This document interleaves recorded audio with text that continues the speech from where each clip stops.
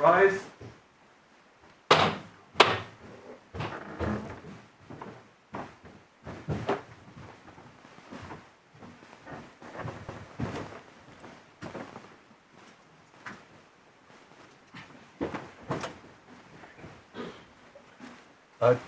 Sorry. One moment. I seem to have left my notebook.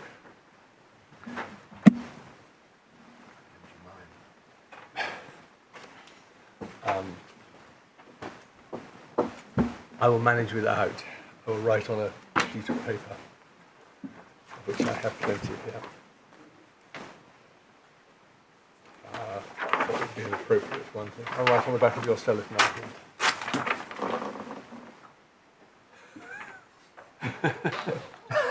My lord is not showing himself very adept. You can't catch it from one of your colleagues. Right. Yes, you go. My lords, before I turn to the scheme under the 92 Act in earnest, can I just pick up on the points we were discussing before lunch and plant a seed looking ahead to the end of my submissions if your lordships were to reach the point of reading down and practical consequences. The point I wanted to pick up, and it's a reiteration and summary of what I was trying to submit before lunch, which is this, that what the NUPFC has done in this case is to pick the wrong target for the problem that they have and propose the wrong solution to that problem. Section 2 is the wrong target because it's neither necessary nor sufficient to achieve any of the substantive rights that they want.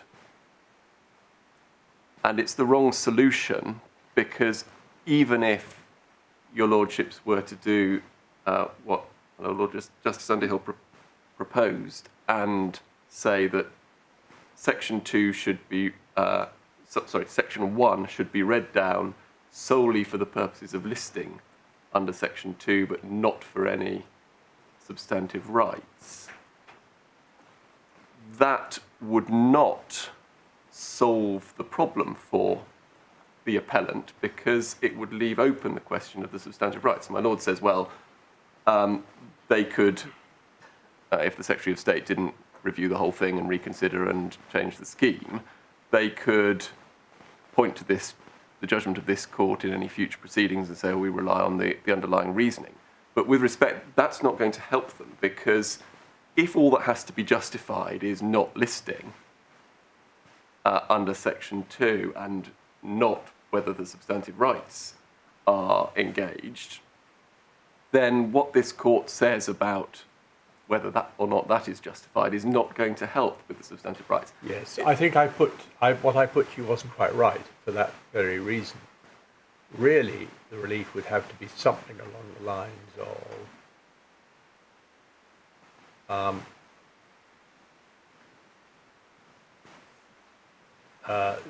Section 1 should be read down to include workers without a contract, or at any rate foster carers without a contract. In the context, for the purpose of any Article 11 rights. That may create other problems. I can see you grinning because you can see that you can kick that into touch as well. But I take your point because the justification issue may be different, substantive right by substantive right. Yes. That's your point. That's my point. And can I then plant the seed looking ahead? What you'll appreciate. Thanks. Just give me 1 second, sorry.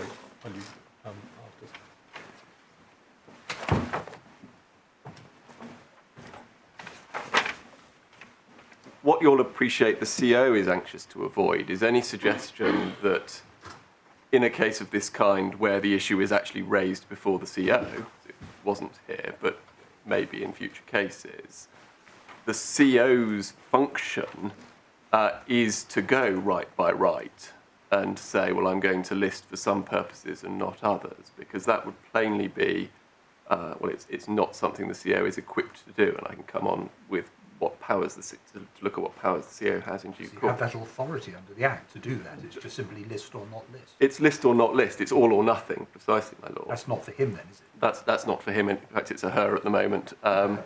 But it was a him at the time this decision was made. So the CEO can't do that. But the seed I wanted to plant is this. If your lordships were to reach this point of the analysis and to conclude, for instance, that you are persuaded that the complete exclusion of all trade union rights for foster carers is not justified, but your lordships can't properly decide in what circumstances which rights should apply, because that involves a balancing exercise that is beyond your lordship's competence. A practical solution might be to issue a declaration of incompatibility, to say we are satisfied that the definitions in Section 1 and Section 296 are incompatible, because completely excluding all these rights goes too far. But what we can't say is what the correct balance is. And that would have the practical effect of sending this back, of the same as sending this back in a judicial review case, because that would be the prompt to the Secretary of State to review the legislation and consider how the Yes, it would be a different kind of sending back. It would be a different kind of sending back.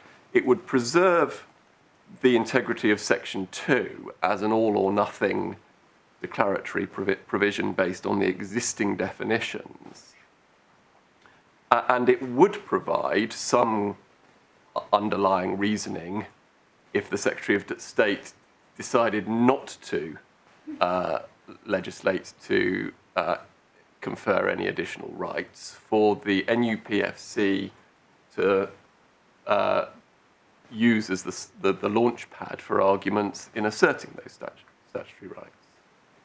So in a practical sense, that solves all of the practical problems, if that's the point you reach in your analysis. Does that provide any relief to the appellant whilst Parliament is considering it, if it ever gets round to it? Only in the practical sense that the appellant could, as I've indicated, go on and seek to assert the independent, the particular substantive rights. Surely we shouldn't do that unless we found that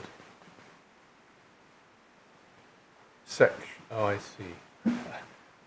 I follow the thought, you tell me where it's wrong. We couldn't do that unless we found that it wasn't readable down.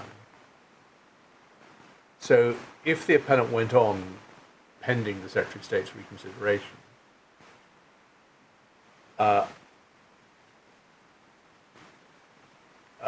they would lose at every stage, wouldn't they?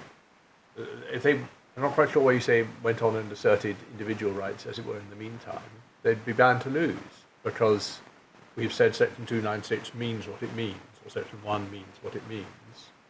Well, no, because what you could say is we're satisfied that the complete exclusion goes too far, but we can't decide which rights should apply because we're in a Section 2 forum which doesn't give us the concrete proper foundation for doing that. But it doesn't preclude, as I postulated before lunch, if the NUPFC gets 100 members within a particular local authority and seeks to be recognised there, doesn't preclude them seeking to assert that right and saying, well, now we've got a concrete situation where the right is directly engaged, we can properly look at this particular right and decide whether there is a justification for the exclusion in this particular context. No, surely that wouldn't work, because the employer, or the CAC, when it got to the CAC, would say, well, look, hang on, you're not workers. And they would say, that's contrary to our Article 11 rights, please read it down. And we would have said already, wouldn't we? It can't be read down. That's why we've made a declaration of incompatibility. Well, no, because this goes back to my point about what's before you today. Yes. So the reason it can't be read down is because what's before you today is an application for listing under Section 2, and my proposition is you can't. There's no point in reading down. I see that, but then isn't the logic of your position then that we shouldn't even be making a declaration of incompatibility because it isn't incompatible, because it's only a gateway? That may be the logic of my position. I was seeking You're trying to be helpful. assist your lordships in finding a practical solution. And all ideas gratefully received, and I do see the attraction of what you're saying, but I'm just trying to think it through. Okay, thank you. You said Section 2 is only a gateway. Section 1/296 maybe not correctly described as a gateway. Well, Section 1 and 296 are, I suppose, actually the gateway. Yeah. Because it's whether substantively you're within those sections that confers or doesn't confer all the substantive rights.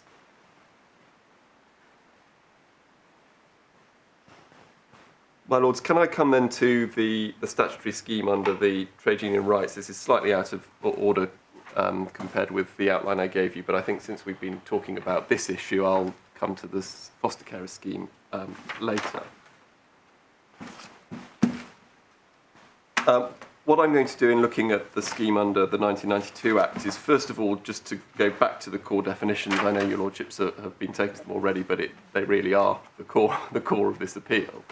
And then I'm going to spend a bit of time on it because I think it is important. I'm going to go through the various rights that Mr. Hendy and Ms. Krasnow sought to rely on and indicate to you in relation to each of them effectively why there is no disadvantage in asserting the substantive right to not being listed under Section 2 when it comes to asserting the substantive right, and also why it would be inappropriate in the context of a Section 2 application to try and consider all of the policy questions that arise in relation to each of the substantive rights. Starting then with the core definitions at Section 1, page, it's either 36 or 152, I think, of tab 2. An obvious point, but worth saying, this definition precedes and does not depend upon listing under Section 2. So a trade union means an organisation which consists wholly or mainly of workers and whose principal purposes include the regulation of relations between workers of that description and all those descriptions and employers or employers associations. And so that then takes us to the definition of worker, Section 296, which is either page 219 or page 335. Worker means an individual who works normally seeks to work under a contract of employment or under any other contract whereby he undertakes to perform personally or any work or services for another party to the contract. And it's accepted for the purposes of the appeal before your lordships that on ordinary principles of interpretation, leaving aside the possibility of reading down the Human Rights Act, those definitions don't apply to foster carers. The definition of worker doesn't apply to foster carers, and consequently, the definition of trade union does not apply to the NUPFC. It's worth also just noting the definition of employee, page earlier on in Section 295, and meaning employment under contract of service or apprenticeship. And the point I've already made, but again I just emphasise it because it's really important, is that then the whole architecture of the 1992 Act and indeed related pieces of legislation is built around those definitions. So then when you come to section 2 at either page 37 or page 153, you need to look at the function of that section in relation to where it sits within that framework and architecture. So subsection 1, the certification officer shall keep a list of trade unions containing the names of those who were on the list when the Act came into force, and B, the names of the organisations entitled to have their names entered in the list in accordance with this part. And at subsection 4, the fact that the name of an organisation is included in the list of unions is evidence, in Scotland sufficient evidence, that the organisation is a trade union. And that is the principal function of this section. So the logical sequence of the statute is you start with the definitions. An organisation either is or is not one that consists wholly or mainly of workers, and therefore is or is not a trade union, by reference to those definitions. It does not have to be listed to be a trade union. I don't want to distract us, although the history has been trailed by Lord Hendy is always interesting. Is there a reason rooted in history why that should be so? One immediate instinct would be that a list would be intended. The function of a list would be to be the definitive list. If you're on it, you're on it. And if you're not, if you're on it, you can claim to be a trade union, and if not, you can't. Subject to anything we may hear later, section 2.4 seems to confirm what you've been saying to us. Does this go back to the days when it was a list kept by the Registrar of Friendly Societies, or is there any reason why nobody thought of making it a definitive list of which you're aware? Not that I'm aware of. I'm purely speculating. I think Mr. Hendy told us that it does date back to the late 19th century, when the doctrine of restraint of trade, which I'm going to have to come on to, was much more prominent and forceful. And so I can only speculate that the purpose of doing it this way is so that any organisation that has these purposes, its actions and constitution are not automatically unlawful. You'll notice the definition of trade union includes whether temporary or permanent. So it may include a temporary association of workers who never get round to listing. Yeah. And so it's to ensure the legality of the actions of any such association. But it was also important that permanent trade unions had that evidence available that they were trade unions, to stop the question being refought over and over and over again.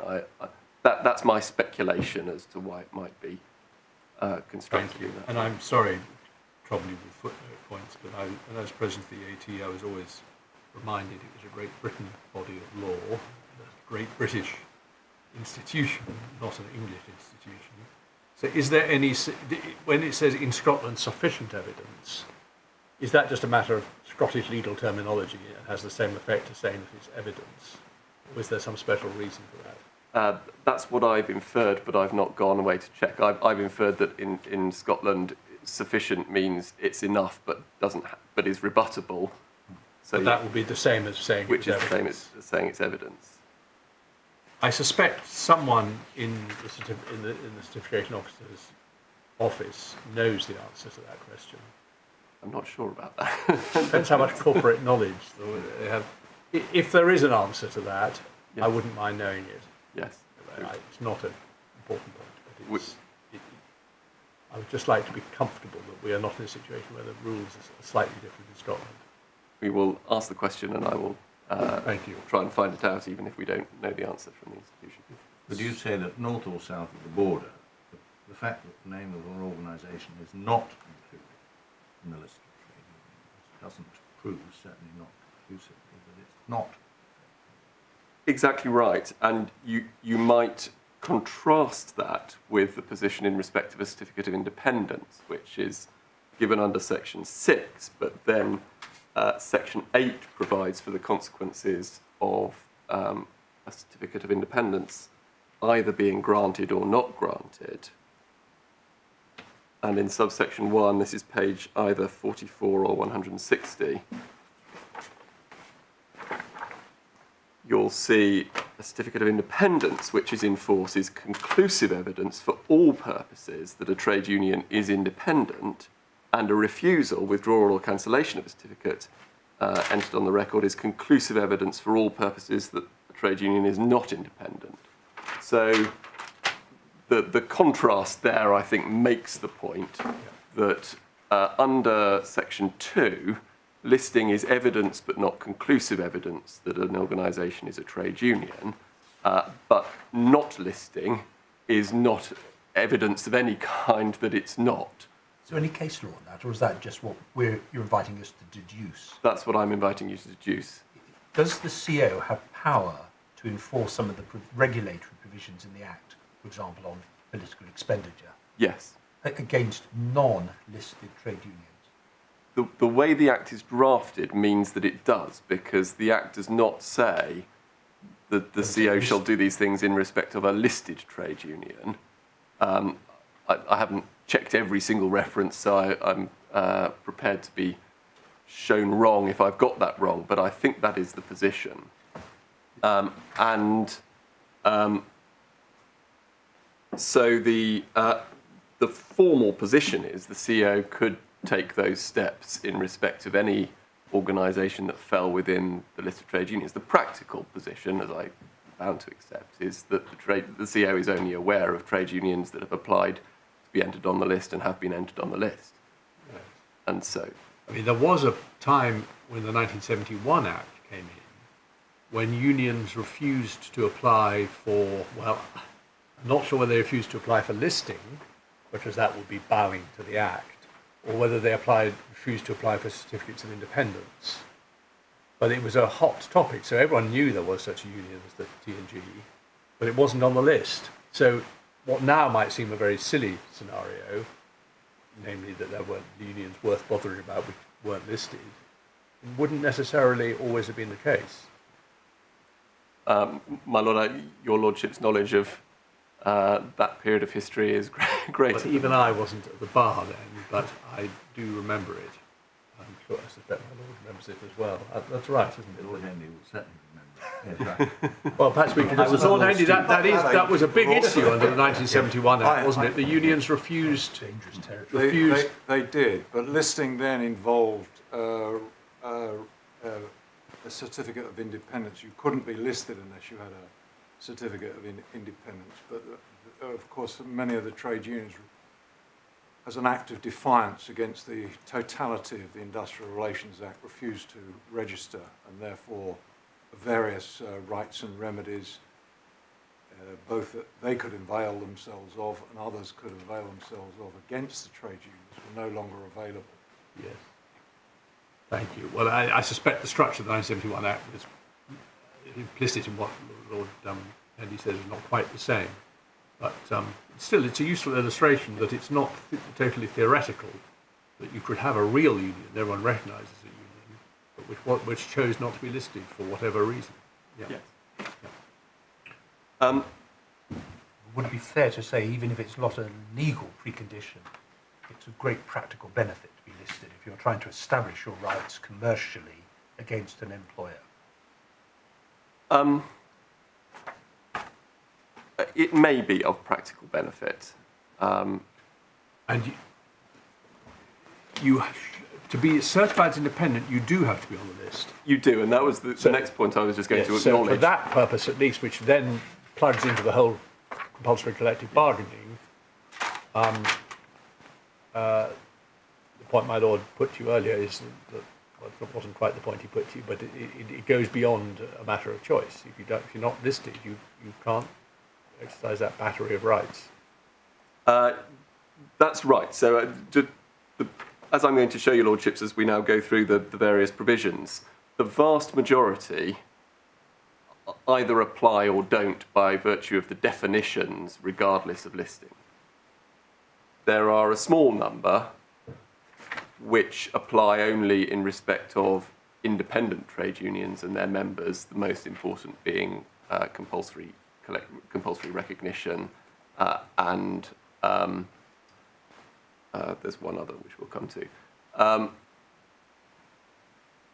But as I've already foreshadowed, as I'm going to explain, in practical terms, because the NUPFC would need to run its Article 11 arguments to assert those rights anyway, in order to get round the fact they're only conferred on workers, or in some cases employees, it doesn't make any difference whether they're listed and have a certificate of independence or not. Can I then come on to recognition and collective bargaining, as it's the most important of the rights, or at least the one that the appellant and the IWGB place the greatest emphasis upon. The starting point in respect of recognition is that I understand it to be common ground that voluntary recognition is possible for the appellant. So it can approach local authorities and other fostering agencies and say, will you recognise us? And if they say yes, they can enter into what in a non-technical sense we would describe as a collective agreement, which could then be implemented in the agreements that each foster carer enters into. So that's all entirely possible as matters stand. And just to answer learned friend Ms. Krasnow's point that without the threat of compulsory recognition, the prospect of voluntary recognition is slim.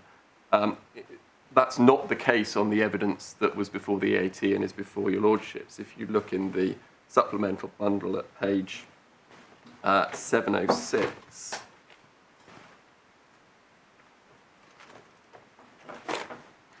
you should have a letter from the appellant from the correspondence entered into between the appellant and the certification officer. Whilst we're looking at the letter, I'll just make 2 points because contrary factual assertions were made to your lordships. On page 706, just below the series of bullet points, you'll see a sentence, all of this is preparation for us to be in a position to welcome the foster workers who have expressed an interest in joining a union, some 550 to date. So in answer to the suggestion that this organisation is going to struggle to recruit members, it's had 550 expressions of interest to date and nothing to stop it taking those up, indeed nothing to stop it calling itself a union and say we are going to do these things on your behalf as if we were a union. And then you know what the counterfactual is, do you? I mean, it could have been 10,000 if they'd been listed. Well, you don't know. I don't know, but they are putting that forward as a large number. Yeah. Page 709, then within the same letter, there's a series of numbered points after setting out the core aims of the appellant. And at number 2, it says the NUPFP has, as it was then calling itself, has not been formally recognised by any employers, but employers know of its existence and are happy to work with it. So the indication is that it has good relations with a number of employers who are happy to work with it. It hasn't formally sought recognition, but nothing to stop it doing so, and the evidence suggests likely to receive a positive reception. So this really goes to my point that in order to make a proper assessment of what is the disadvantage to this organisation of not being able to get recognition, and therefore whether the restriction is proportionate, you need to have a much more detailed understanding of the factual background. If the evidence is that in fact it's likely to be able to recruit lots of members and engage constructively with employers without any of the additional rights, that's a very different factual context from if it takes the steps to try and get there and meets obstructions along the way. Then if I could turn to the specific provisions of Schedule A1 which deal with recognition. It begins at either page 221 or 37. I think what had happened was in an earlier version, Schedule A1 had been put before the Act rather than after it. Well, I've got both, but that's the one I'm now working on. It doesn't matter, you've been very helpful. Paragraph 1 is important to note. A trade union or trade unions, so you have to be a trade union in order to engage in this right, seeking recognition to be entitled to conduct collective bargaining on behalf of a group or groups of workers may make a request in accordance with this part of this schedule. So that immediately makes my point that reading down this, the definitions solely for the purposes of listing under Section 2, say it's a trade union, doesn't solve the problem of being able to assert this right, because they will still have to make the argument that the definition of worker should be read down for the purposes of this schedule as well.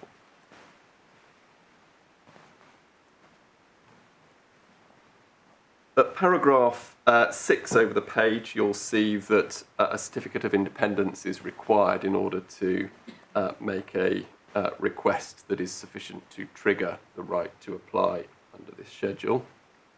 So I know I'm spelling out what we've already seen.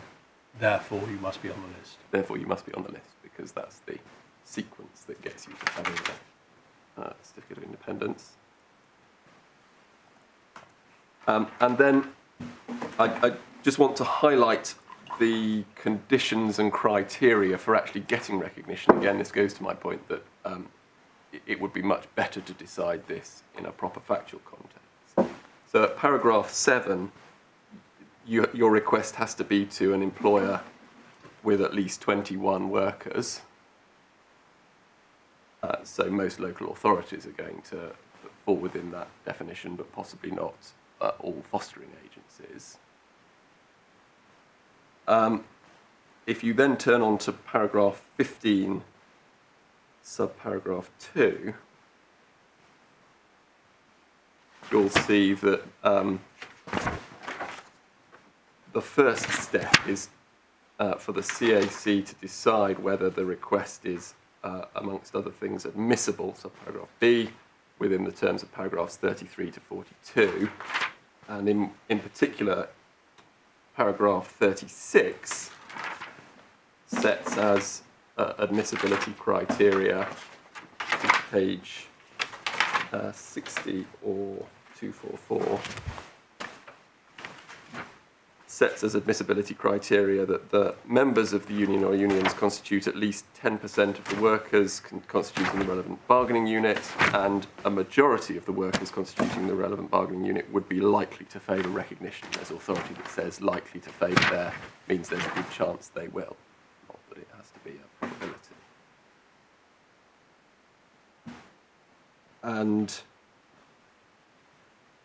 lastly, sorry, which paragraphs were those you were reading? That was 36. 36, yes. And lastly, the structure of the schedule is a bit cumbersome, but if you go back to paragraph 22 on page 49 or 233, this is now at the stage where the CAC has accepted the application and it's proceeding, and under subparagraph 1b, the paragraph applies if the CAC is satisfied that a majority of the workers constituting the bargaining unit are members of the union, and it then must issue a declaration that the union is recognised. But if any of the 3 qualifying conditions is fulfilled, then it doesn't have to, and then they are that a ballot should be held for in the interests of good industrial relations, or A, or B, that the evidence indicates that a significant number of the union members do not want the union or unions to conduct collective bargaining, or for C, that it doubts whether a significant number of union members in the bargaining unit want the union or unions to conduct collective bargaining. So the points I draw from that are that the schedule is available for recognition in respect of larger employers where the union has significant numbers of members to get the application off the ground, with a good indication that it will get majority support, and ultimately that it does have majority support for recognition in order to secure bargaining. Now, on any view, the situation in the present case, as it stands, is a million miles from that. We are not in territory where this union is in a position to seek that substantive right. And until it gets there, there is simply not a proper factual foundation for considering. For considering what? For considering whether or not the exclusion of this right is justified. For a new union, one of the points they made in that letter that you showed us earlier, I think page 709, paragraph 4, was the union has not undertaken any individual representation on behalf of its members, as without trade union status, it feels it's prevented from doing so. Bit of a chicken and egg for it. Well, with respect, my lord, it's not, because the difficulty with that sentence is the word feels. That it's wrong to say that. That there's nothing to stop it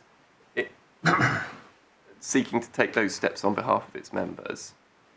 And if it's prevented from, we'll come on to individual representation in due course, but if it's prevented from representing members in any particular respect, then it can seek to enforce that through appropriate proceedings to enforce that substantive right. So the point in respect of collective bargaining, whilst we're looking at this, I'll come on to individual representation in due course, but the point in respect of collective bargaining is it makes no difference, ultimately, whether or not the union is listed. Because although getting a certificate of independence is a formal step that has to be taken to get recognition, where it is accepted that the union and its members don't fall within the relevant definitions anyway, so that it will have to run its Article 11 arguments in any application to the CAC, those arguments will apply equally to the question of listing and getting a certificate of independence, and to the question of reading down workers more generally. So, it's a convoluted way I've put it, but if it reaches the point of actually having a factual context in which recognition is a realistic possibility, there are two options that the union, the NUPFC, could seek to pursue. The first is to make an application to the CAC. The second is to judicially review any refusal to engage with it voluntarily, because local authorities in respect of fostering arrangements are judicially reviewable. So if it asks a local authority, will you recognise us? It could seek and is told no, it could seek a judicial review. Is that really judicially reviewable?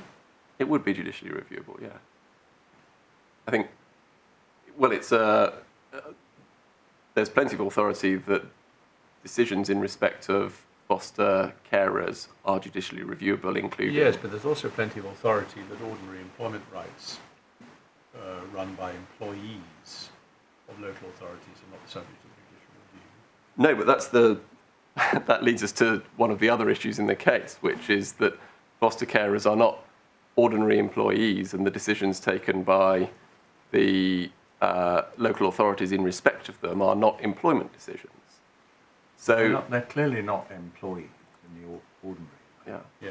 We have to assume that Lord Justice Stuart Smith, in paragraph 50 of W and Essex County Council, was stating that it's correct. But I can't can't see why. What are you asking us to do? Say that this case should never have been brought because the union should have sought to recruit people, even though, as the law stands, they can never achieve collective bargaining rights. They should have recruited people nonetheless, then applied to the CAC, who would say, no, get lost for the same reasons, you're not within Schedule A1, or seek judicial review of a local authority's refusal to enter voluntary bargaining arrangements, and then that would go to the High Court and perhaps this court and the Supreme Court on the threshold question of whether it was judicially reviewable. And then if they decided it was, on the merits, the local authority's defence would be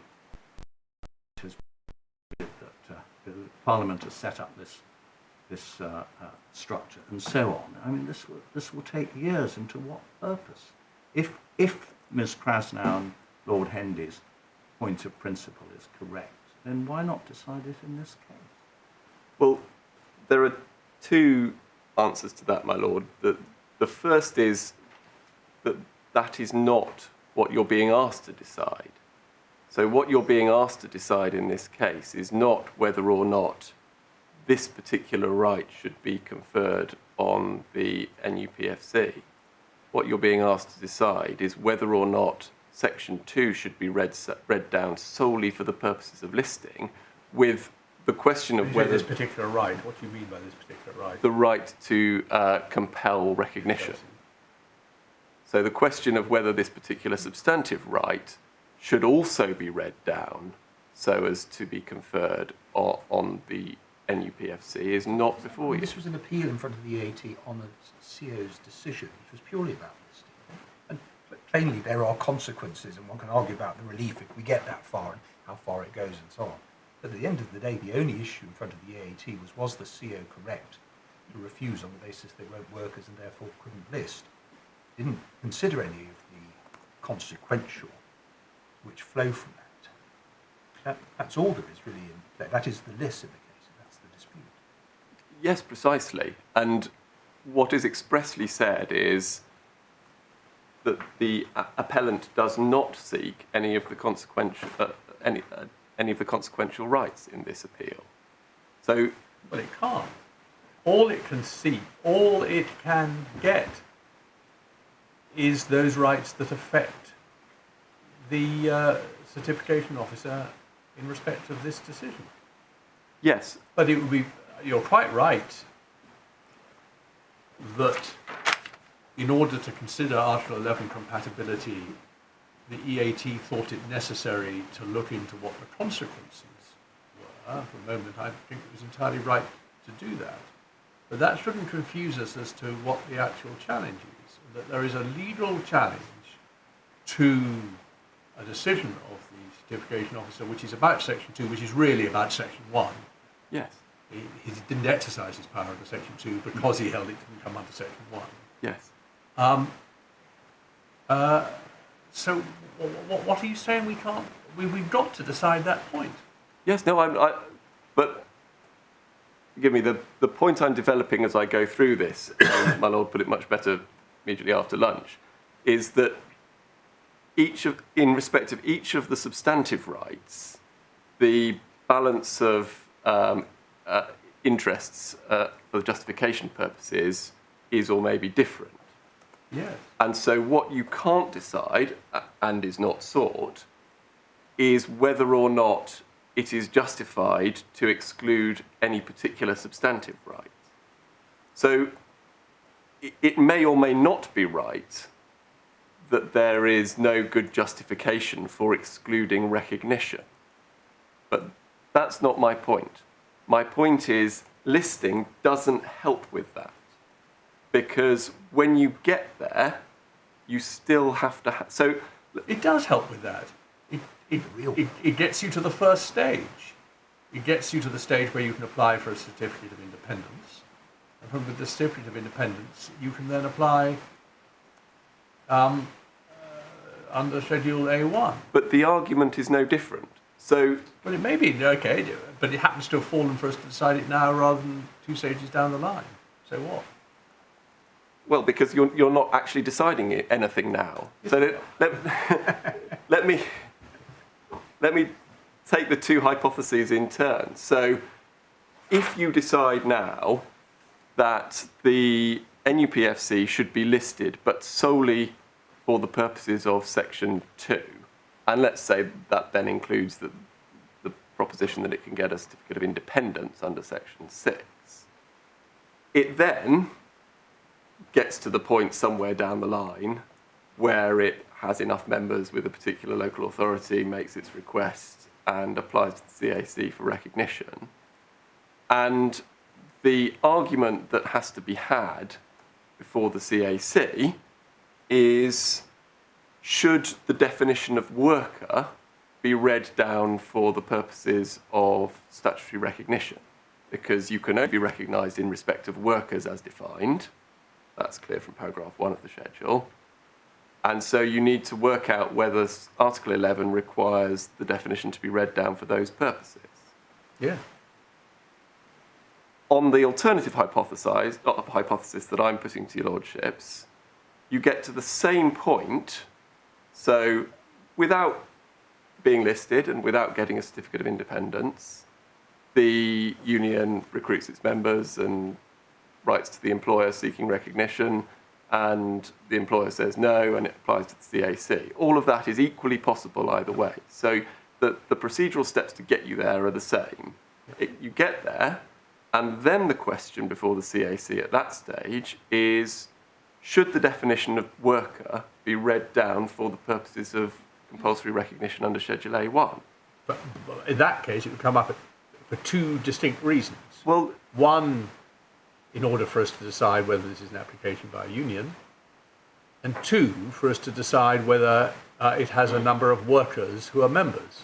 but with respect, my lord, that's a distinction without a difference, because because the substantive question is the single question: is it justifiable? Oh, I understand that. For the purpose of the Act, though, it would come up in Yes, but 2 aspects of the Act. But my point is that it makes no difference substantively to the argument. So as a matter of form, yes, you have to read it down. But all that shows is that this issue could have come up in a different way, but it hasn't. It's come up in this way. But with respect, my lord, you say this issue, but it's a different issue, because you are not being asked to say Right. it should be read down for the purposes of a part of this issue could have been deferred to be taken further down the line. This issue could have been deferred to be taken down the line as part of a group of issues relating to whether the union could apply for compulsory recognition. In fact, they haven't chosen to do this. They've chosen to fight the battle only in relation to Section 2. Well, fine. Well, save that then begs the question: what is the part of the issue that's being decided now?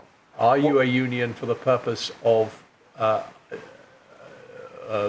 being entitled to be listed? And we go in circles, because then rhetorically I say, what is the content of listing stripped of the substance? Well, the content is that you appear on the list. People can go down to the certification officer's office or his website and say, they're a union. That's content.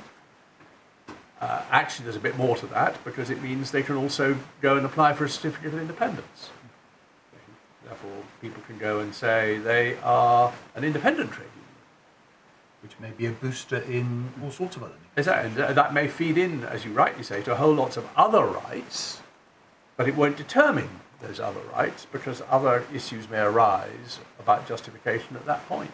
But to say that this doesn't get you very far on its own doesn't mean to say that it is completely empty. It clearly isn't completely empty. It may just be the ticket to the race. Well, It's an important point to you, and we're taking time over it, but there's other important points to come to.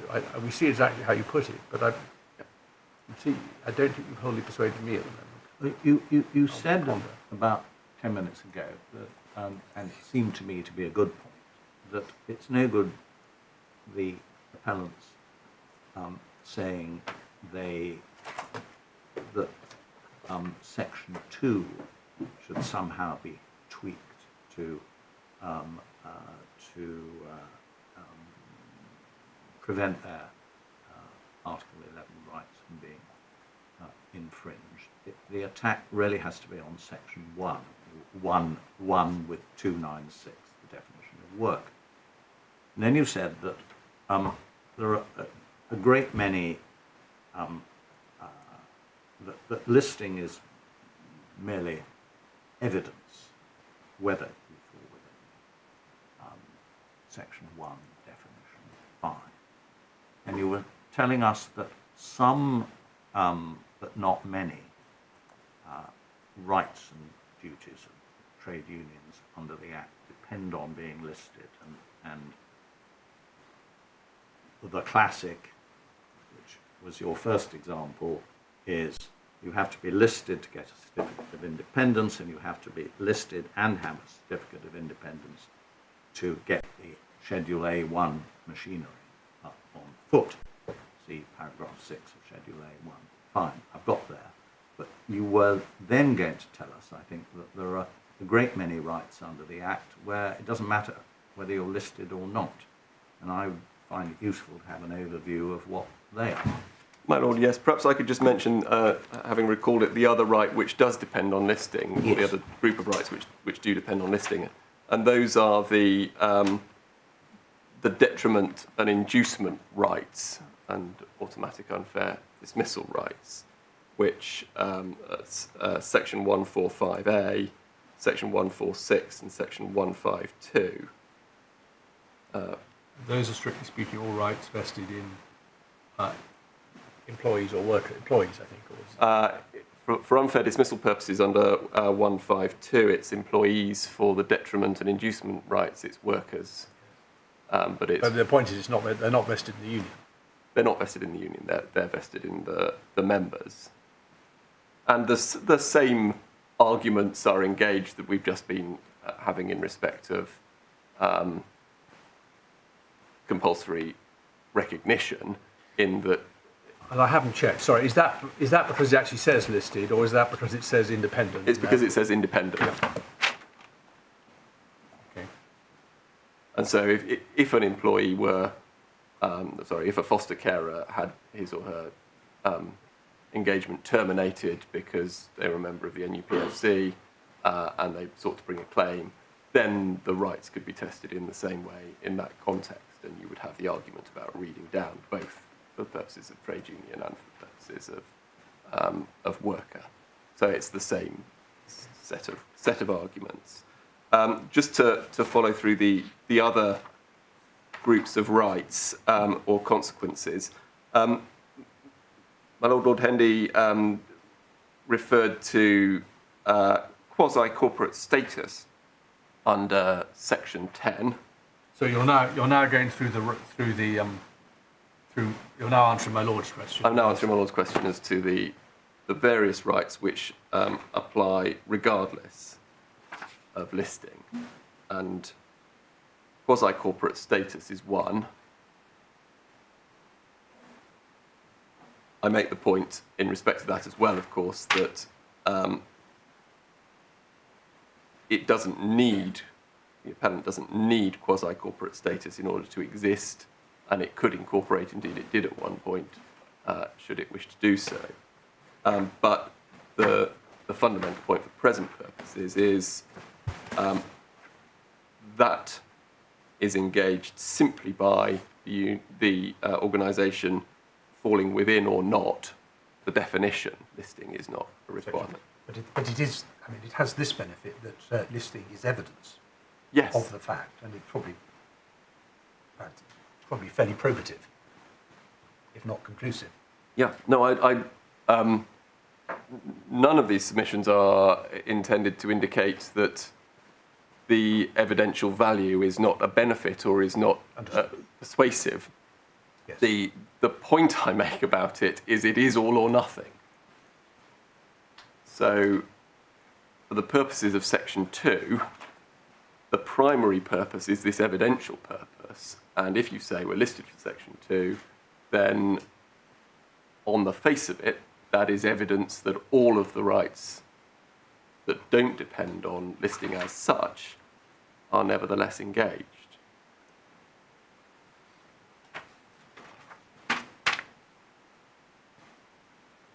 Then there's section 11, which is the disapplication of restraint of trade.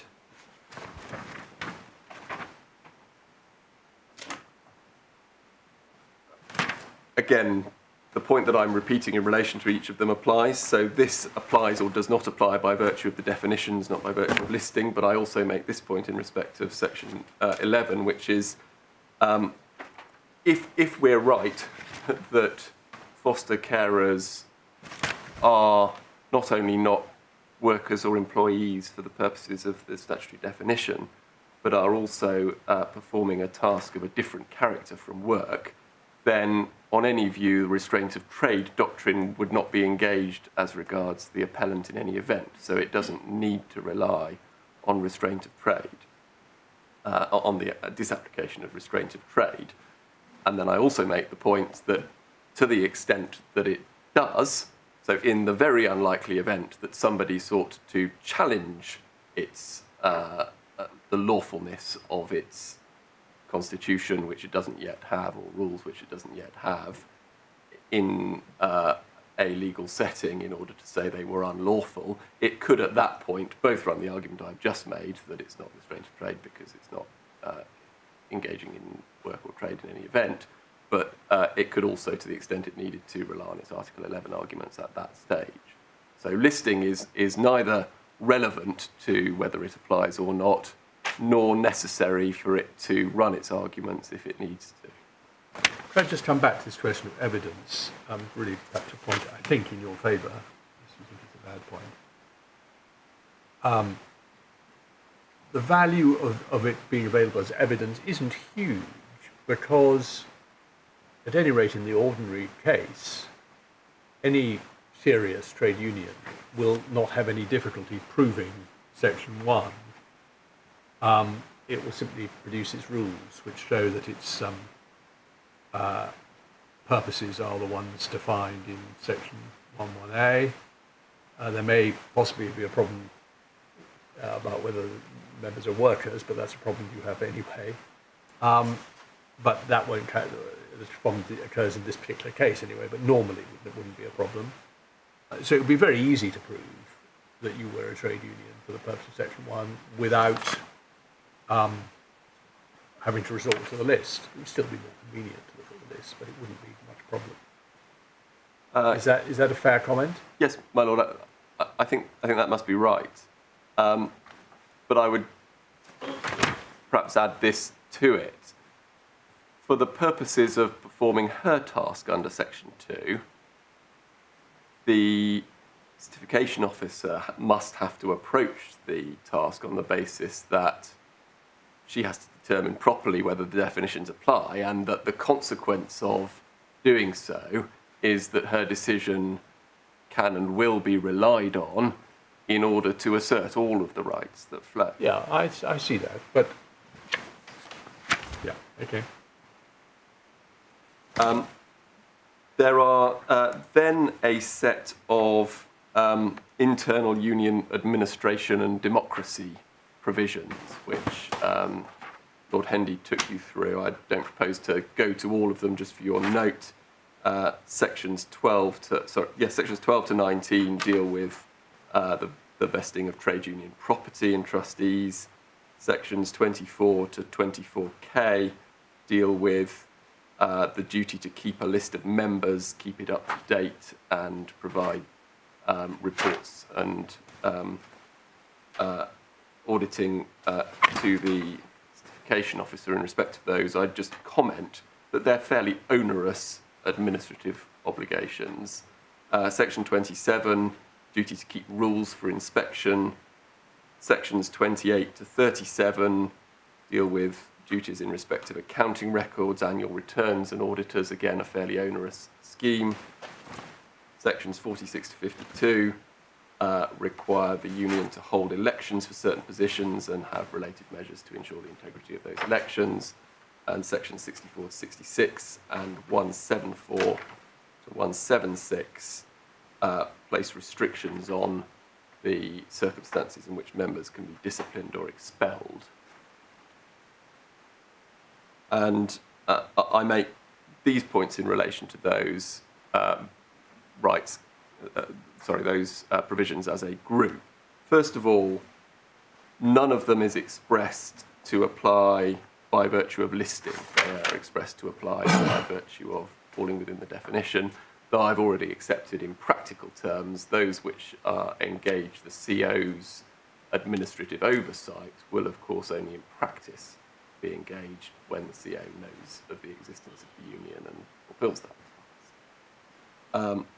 Secondly, none of those suite of intra-union provisions is concerned with the regulation of relations between the union and or its members and employers. And so when we're looking at Article 11 rights, those are not matters which go to or advance those rights.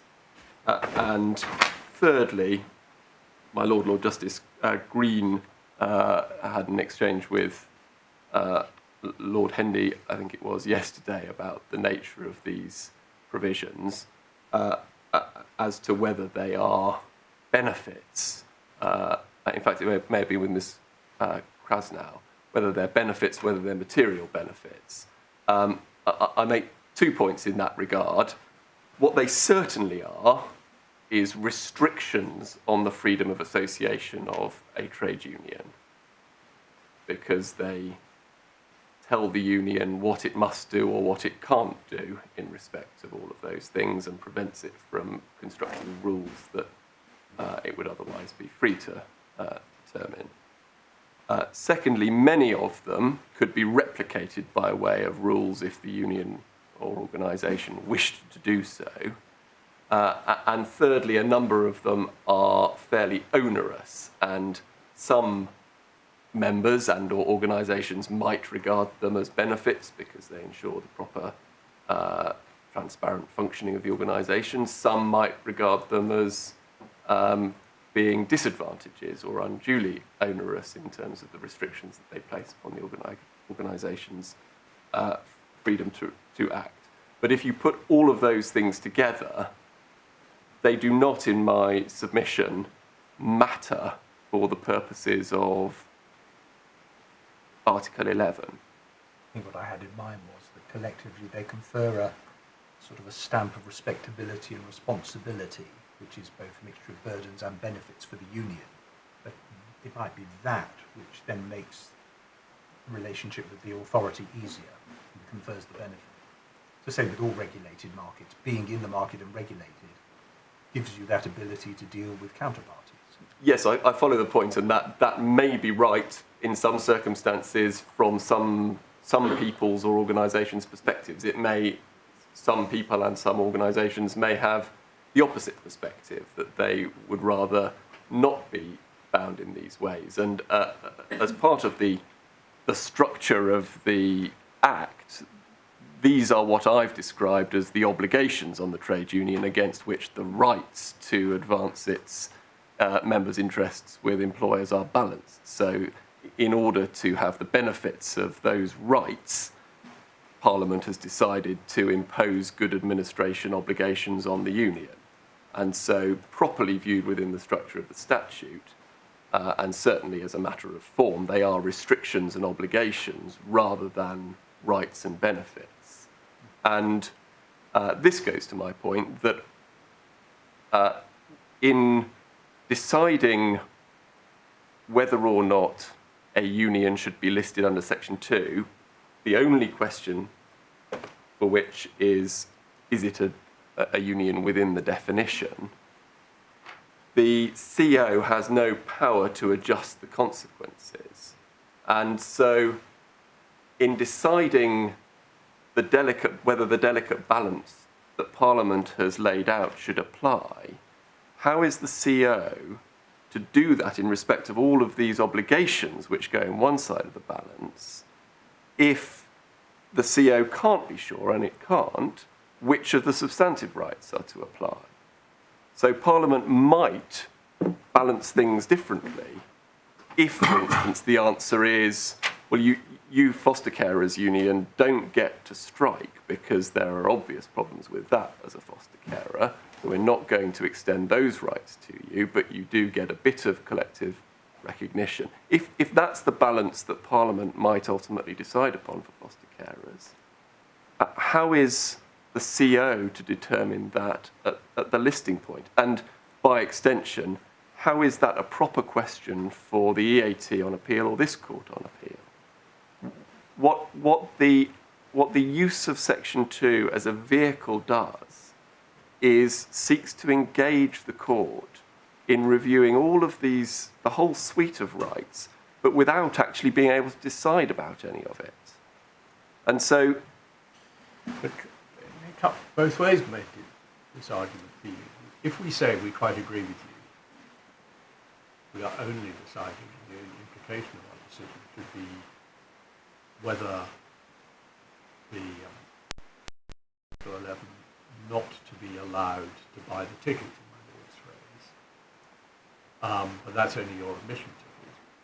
We say nothing about actually whether you'll be entitled to go on any of the rides once you're in. So I'm a bit departing from his metaphor.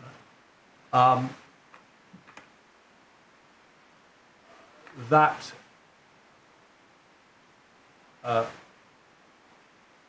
may mean it's much harder to justify not even allowing you to go in, because the real battle will have to come further down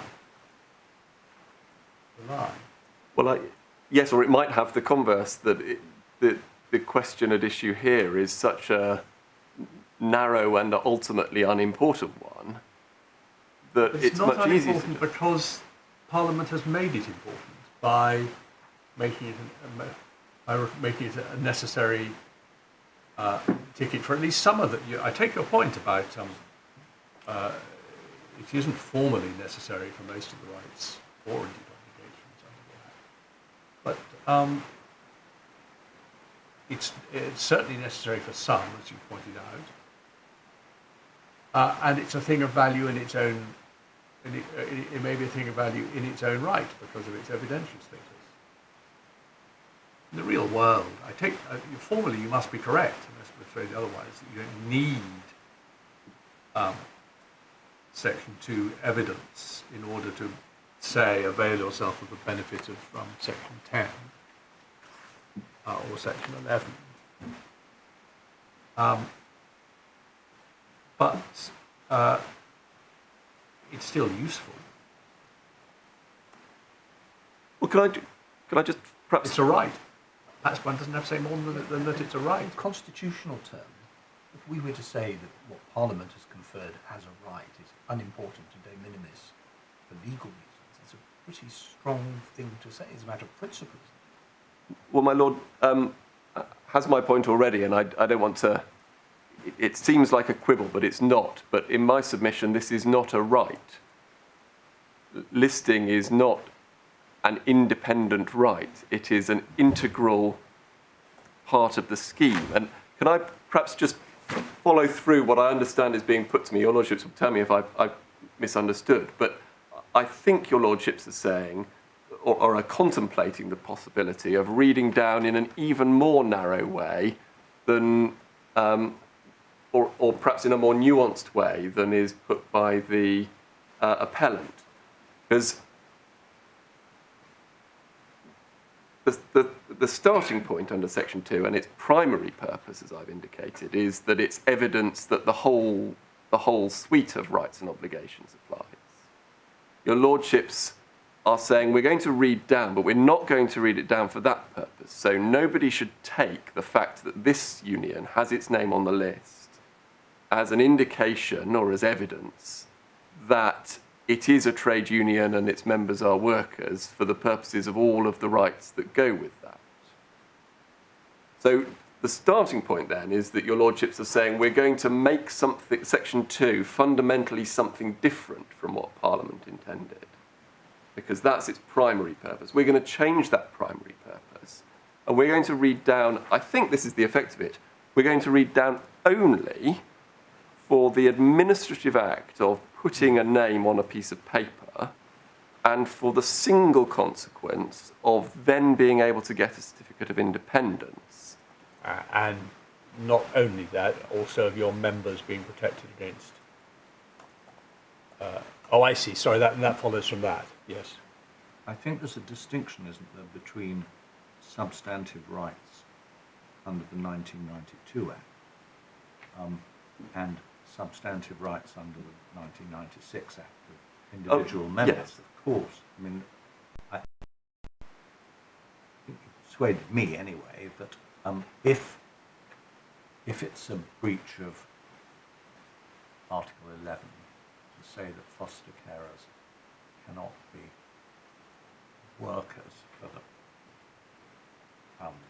the purpose of Section 1 and Section 296 of the 1992 Act. It's all or nothing. You can't say they're workers for the purpose of listing, but not workers for the purpose of being of decisions by the CAC under Schedule A1. They're all interconnected. But I think what Ms. Krasnow and Lord Hendy are saying, that it doesn't follow that they're not seeking to persuade us that we should say that foster carers are workers for all purposes, including individuals. Right, my lord, they're certainly not saying that, and my focus is not on knocking down a straw man, that they're seeking working time recognition or whatever it might be. That's not. But the passage of the skeleton that I took you to at the start of my submissions, and what I understood both Ms. Krasnow and Lord Hendy to say in their submissions, was that they don't seek to read down for the purposes of all of the 1992 substantive rights either. And they're right not to do so, because you don't properly have before you, and it's not a proper exercise, to go through each of those substantive rights and weigh the justification for each of them. Well, suppose you're right about that, and you were saying, you were interpreting the implication of our questions as being that all we might do was say, let's not even talk about reading down, but say there is a declaration, not a declaration of incompatibility, but a declaration that for the purpose of Section 2, or of Section 1 insofar as it engages Section 2,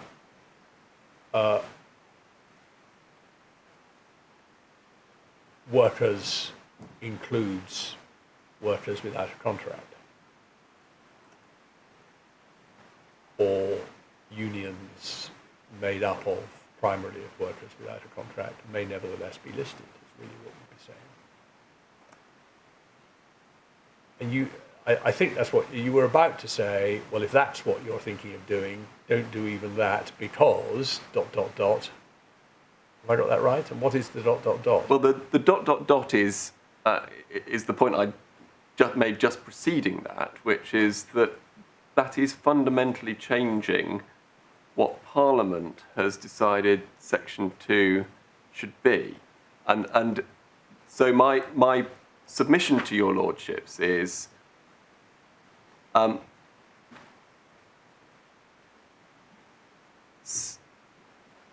what you are inevitably drawn into if you start down the path that you're invited to is an exercise of redrafting. You have to be very careful. I mean, once the Parliament adopted the Human Rights Act in 1998, the courts have always said subsequently that whatever may have been the position before, you've now got to read them together. So Parliament has told us to read them together, and he's given us a number of mechanisms for reconciling them. But one can't go back and say in 1992, this was the position, a bit of international law over there in Strasbourg. We've now been given very clear instructions to read them conjunctively. Oh, absolutely. I take that as implicit, but it affects our mindset. Conceptually, what you're really doing, I think, is you're saying that if we said what you think our implication of our questions is, it would not be Guidan compliant. It would be, we would be going against the grain, because Section 2 is a fundamental feature of the Act, or a fundamental feature of the Section 2 rights, that they are very limited. That they are, and that what we were doing would be going against that, and therefore we certainly couldn't go by Section 3. Yeah. It means we could still make a declaration of incompatibility. Yeah, and that's why I planted the seed immediately Yes, after quite. that. Because But okay, let's just stick with why we couldn't go by Section 3. Why would it be going against a fundamental feature of the Act to say that for this limited purpose you have got your ticket to the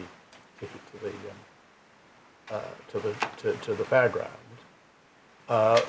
but for the question of whether you can go on any of the rides, a separate justification balance will have to take place, and that may be rather inconvenient in litigation terms because of the route by which this challenge has been advanced. As you say, it's been advanced by a different route. It might have been possible for several of these challenges to be determined all in one go, at least one substantive challenge, as well as this one. But we are where we are. I don't quite see why it would be why it would go against the grain or be contrary to a fundamental principle of the Act for us to read down Section 2 on its own. Because if we go back to sections 2 and 3, and so there are two answers. First is the fundamental feature part. If we go back to sections 2 and 3, section 2, certification officer, subsection 1, shall keep a list of trade unions, including those that are entitled to be on it, and subsection 4, it's evidence, and that's the primary function of it as evidence. And then section 3 defines the certification officer's function in respect of listing, and subsection 3 of section 3, this is page 38 or 154, sets out what the certification officer has to be satisfied of. If the certification officer is satisfied that the organisation is a trade union, that's A, and then there's two provisions that aren't material for present purposes, he shall enter the name of the organisation in the list of trade unions. So, I can't... Sorry, A, so trade union, that's section 1. Then 3... Subsection 2 has been complied with. That's a very basic list of information. Yeah. And then 3A, B and C are immaterial and shall enter the name of the organisation on the list of trade unions. Yeah. So the reason it's fundamental, I can't put it any more in any more sophisticated way than this, is that sections 2 and 3 are all about the definitions. That they are about the definitions upon which the whole architecture of the Act is built. And the primary function of section 2 is not as a gateway to rights because of the certificate of independence. It's as evidence that the definitions are satisfied. So it is fundamental to this particular provision what the definitions are. And the second point is that you are then inevitably drawn into saying, well, to some extent, we should recognise that this union should be described as a trade union or recognised as a trade union for the purposes of the Act for these limited purposes. And then you are drawn into drawing a line somewhere. And as I understand the questions your lordships are putting to me, you're saying, well, maybe you could just draw the line, you could say we could draw the line for present purposes, well, it should at least be able to get a certificate of independence, but then whether anything follows from that is left for another day. But that's getting dangerously close to starting to legislate in an inappropriate way, so not merely fulfilling an interpretive function, but balancing policy interests and saying, well, we're prepared to go so far today and maybe leave open questions of going a bit further for another day, but we'll do interpretation, we'll do legislation via interpretation in a staged process. It's an entirely... The issue we've got before us, we've only got a decision of the CO on a very narrow point. Obviously, to decide whether that's correct, we have to adopt a more holistic overview. We've got to look at other things. But when we come back to the end of the day, we've got a narrow decision on a narrow point. And we therefore, we can't really go much beyond that. But I mean, I think it's true to say that if we give reasons which lead us to that conclusion, that's obviously an if. That might be of some assistance to the claimants in other respects, but that's not legislating, is it? Why is that legislating? Well, it is, because what you're saying is we will delete the primary function for which Parliament has decreed Section 2. The primary function of the legislation is to redress inequality of bargaining power between employees via unions and employers. Isn't that the grain? This is just perhaps tweaking it just a wee little bit. Well, my Lord is right. The primary function of the legislation is to enable workers to exercise trade union rights in respect of employers. But the primary function of Section 2 is to act as evidence that the definitions on which that whole scheme is built are satisfied. And what your lordships are postulating is not operating it for that purpose, but for some much more limited purpose. And that does inevitably involve saying, well, your lordships have to ask yourself, for what purpose should they be listed? And we will then need to define that.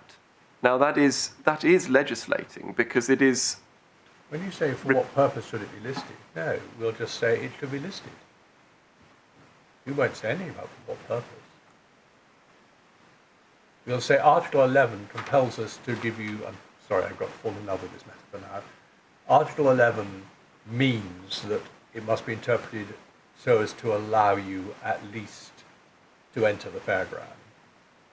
But, well, but then, even when one gets to Section 6, one still then meets the objection of the definitions again.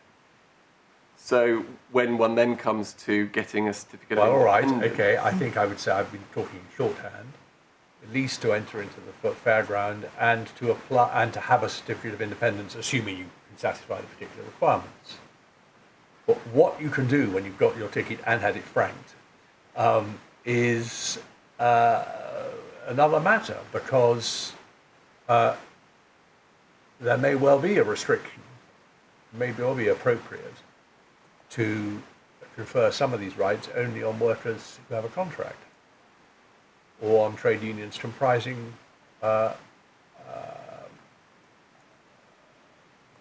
mostly members who have a contract.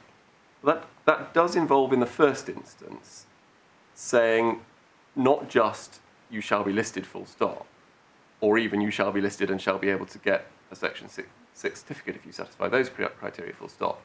It involves also adding the caveat, but not for any other purposes, and this isn't to be taken we're not saying it's not for any other purposes. It's just the way the litigation has been set up, that's all we can decide today. And it's a pity, but that's how it's happened. Mr. Cooper, are you saying more than that? The suite of rights and duties of trade unions under 1992 is a package. All that the certification officer does under Section 2 is say either she is satisfied that the trade union is within the Section 1296 definition, or it isn't. And that's it. And a lot of consequences follow from that. Independence is a separate decision, but it's not an issue. And what we can't do is say, if we accept the appellant's case, we can't say, well, the CEO should be required to list the NUPFC. We have to say that the drafting on the hoof, as it were, if you added to Section 296 the definition of worker, D works as a foster carer, that would make the position clear for the certification officer. but it would then feed through to all the definitions in the 1992 Act. They're not necessarily to whether the individual members were workers or NIMBY workers under Section 230 of the 1996 Act. Is it any more or less than that? No, my Lord puts it much better than I've been struggling to. It is that it's a package, it's an all or nothing package. The definitions are fundamental, and Section 2, listing under Section 2, is all about the definitions. So it is a fundamental feature of... It's a bit like, but it's not, sorry. No, I'd finished. It's a bit like the point, which sounds like Mr. Collins is going to be developing, it sort of feeds into the point, that you've got to have the same definition throughout. You can't have a different definition for different purposes. It's a legitimate aim to have a single definition for all purposes. I think it may not be quite the same point, but it's quite like it. It's a similar point. Yes, it's...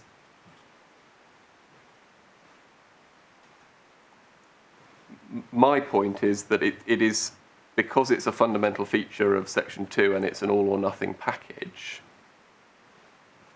you can't use Section 2 to start differentiating for any purpose. You can't say, well, it doesn't apply for some purposes and it does for others, even if you're just saying, well, it only applies for the Administrative Act, putting it on the list, and for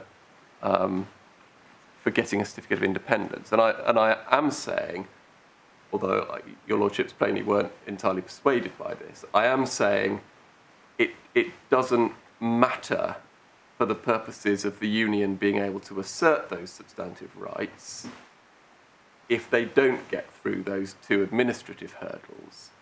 Perhaps I can modify my submission and put it slightly lower, because your lordships plainly weren't persuaded that it doesn't matter. We're thinking that, but yes. Can I say it doesn't matter much? And so when you just give me the whole proposition. It doesn't matter much. It doesn't matter much that you're not listed under Section 2 and therefore can't have a certificate of independence under Section 6, because the only disadvantage you suffer is to the extent that those steps might act as a recruiting sergeant. All the other steps to get you to the point of arguing for your substantive right, and the arguments that you make when you get there, are all available to you anyway. Otherwise, not really all or nothing in that sense, is it? You put it as an all or nothing. The definition, obviously, of worker will remain the same once it's defined. But, I mean, the package that is available to you is just slightly enlarged in certain respects, which the claimant here thinks are important. You've got the package otherwise, as you've pointed out, but you're getting a bit of a booster. I mean, it may not matter, it's really just semantics, isn't it? All or nothing, or just the package? Yeah, all or very nearly nothing. You say, I mean, the immediate answer then, well, who cares whether it's important or not? It is a statutory right. You say it's not really a statutory right, it's not a substantive right.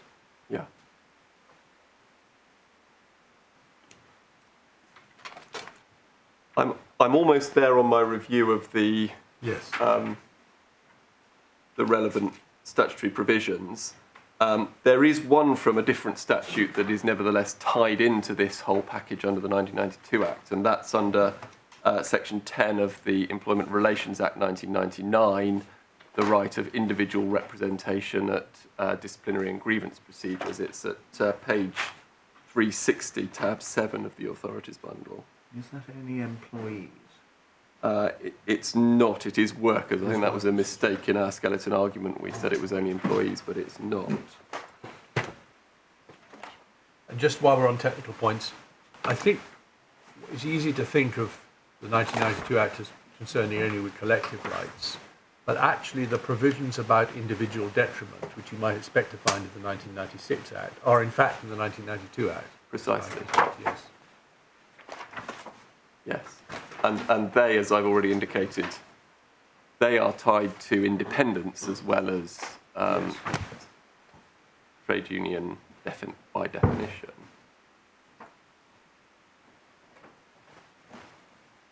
And then at 358,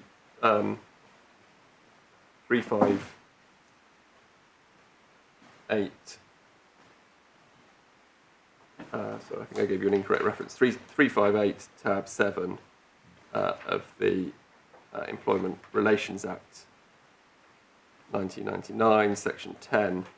This subsection applies where a worker is required or invited by his employer to attend a disciplinary or grievance hearing and reasonably requests to be accompanied at the hearing. 2A, where it applies, the employer must permit the worker to be accompanied by a companion who is within subsection 3, and then over the page, subsection 3. The person is within this subsection if he is, amongst other things, employed by a trade union of which he is an official within the meaning of sections 1 and 119 of the 1992 Act, or B, an official of a trade union within that meaning whom the union has reasonably certified as being experienced in representing in employment, disciplinary and grievance matters.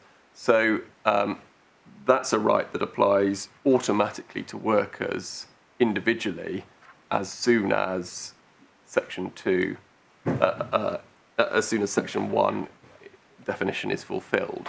And that's an important point, because looking ahead to the points Mr. Collins is going to be developing, that's very clearly starting to trespass on the much more intrusive substantive employment type rights that may well affect the character of the relationship of foster carers and the agencies and impact on their relations with their children.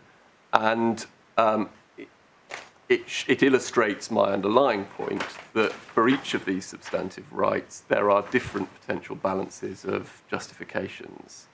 So what you can't do, and it's not suggested you should do in these proceedings, is go through section 10 and collective recognition under the schedule.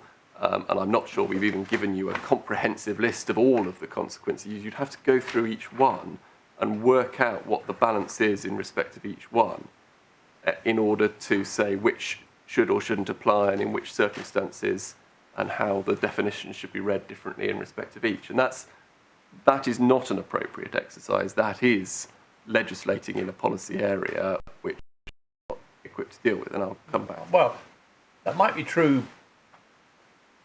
in one sense because of the nature of the particular decision being made, but the fact that you have to do it about a whole lot of rights, I don't see why that makes it legislation. I mean, as my lord said, that's what the 1998 Act requires us to do. No, I should look at individual statutory provisions and decide whether or not they're in breach of conventional rights. No, I should perhaps put it slightly differently.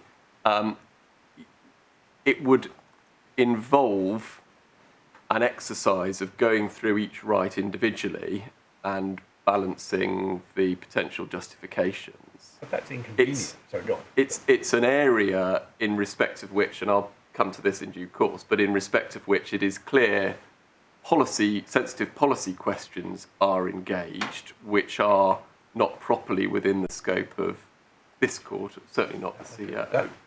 And my lord, sorry, my lord had something. No, you go on. And it is not what has been sought. So you've not been taken through the whole suite of rights, and it's not been said to you that every single one of those should be engaged for foster carers. And so that there is a fundamental inconsistency between relying on listing under section 2 application as a means of trying to get to these substantive rights. And that's the problem that the appellant... Substantive rights of whom? Of the individual or the union? But both. As I understand it, what is being said is it's just about listing, and substantive rights of the union and the individual that are consequent upon that are not things that you're being asked to decide upon. But the consequence, or the ordinary consequence of listing under Section 2 is that all of those do apply. So that, I think, completes my... Oh, no, I won't spend a long time on it. Industrial action and picketing, Mr. Hendy relied on. Can we just go to Section 219, which is page 159?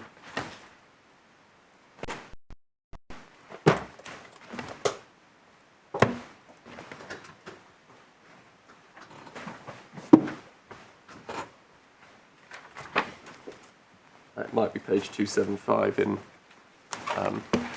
It is. An act done by a person in contemplation or furtherance of a trade dispute is not actionable in tort on the ground only that it induces another person to break the contract, or interferes or induces another person to interfere with its performance, that it consists in threatening that a contract will be broken or its performance interfered with, or subsection 2, an agreement or combination by two or more persons to procure the doing of an act in contemplation or furtherance of a trade dispute is not actionable in tort if the act is one which, if done without such agreement or combination, would not be actionable in tort. So, in summary, it's a limited protection from liability in respect of acts done in contemplation of a trade dispute as defined.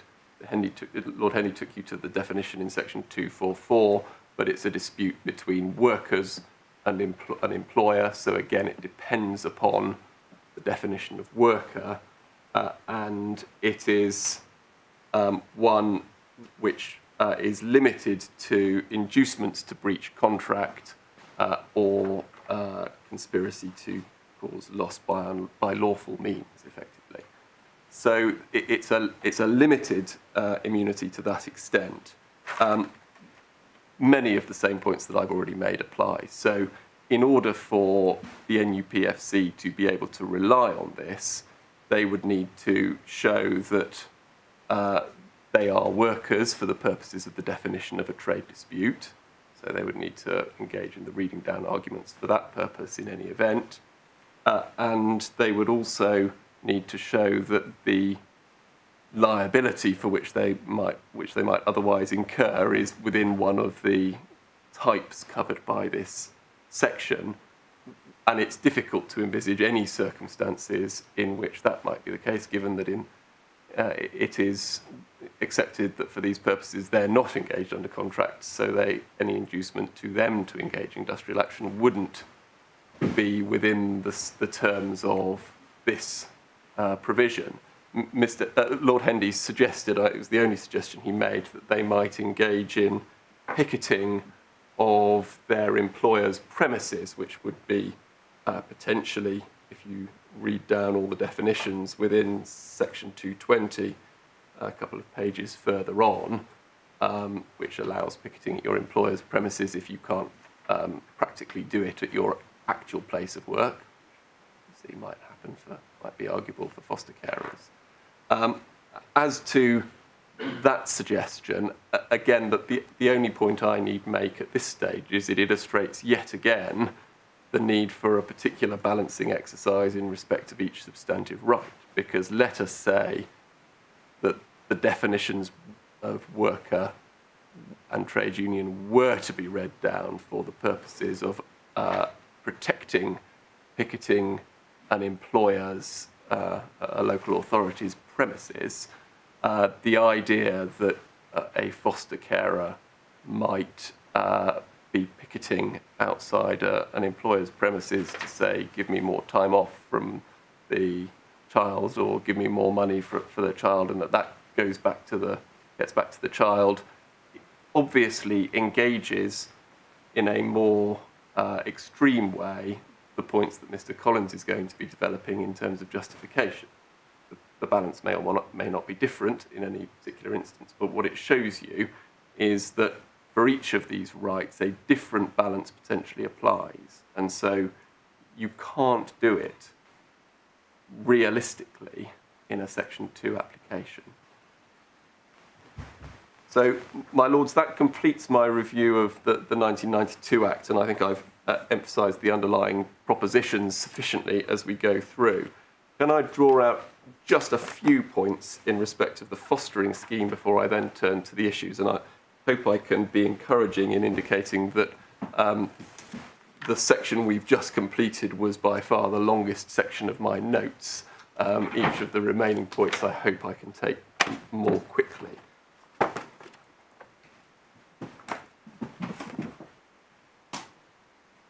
In respect of the fostering statutory scheme, we could start in the Children Act at tab 1 of the authorities bundle and go into section 22A, just to set the context at page 12. So sorry, I'm just behind you. Page 7, which bundle? Authorities bundle, tab 1. Oh, right. Yep. Page 12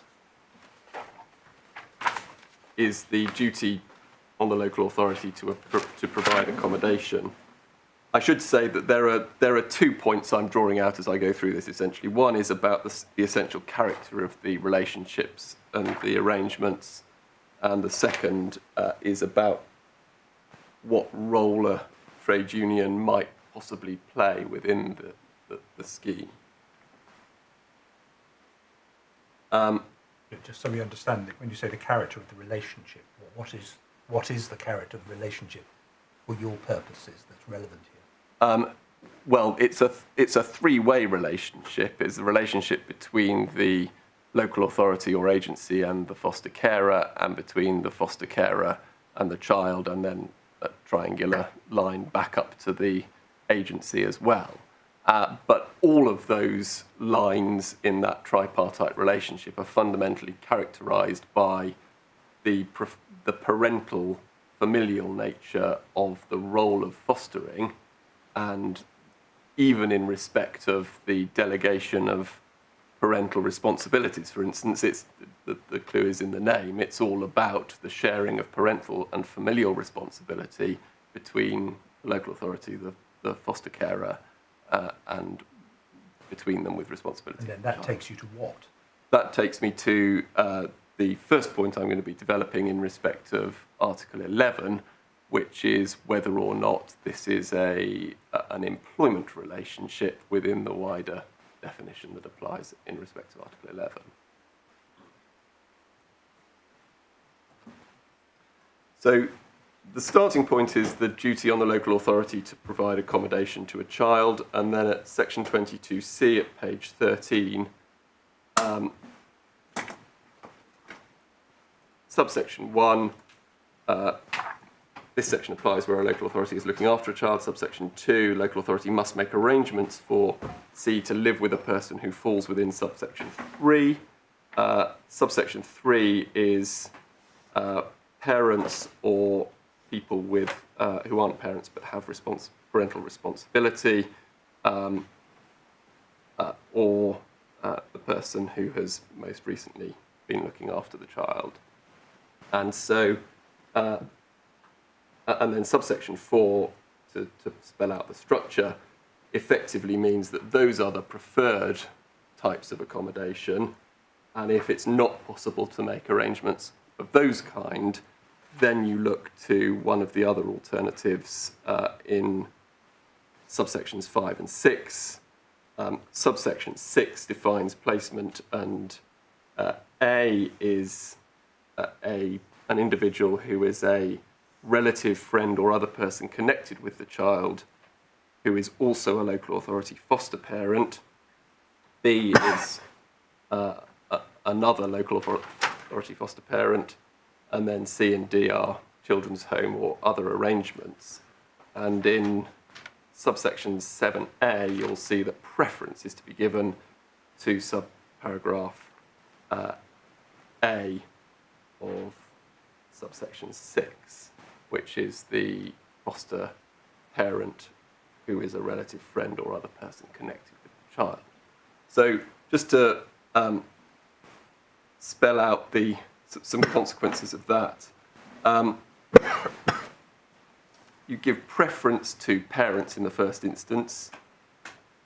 If not parents, you give preference to relatives, friends, or other people connected with the child who you can approve as a foster parent for that purpose.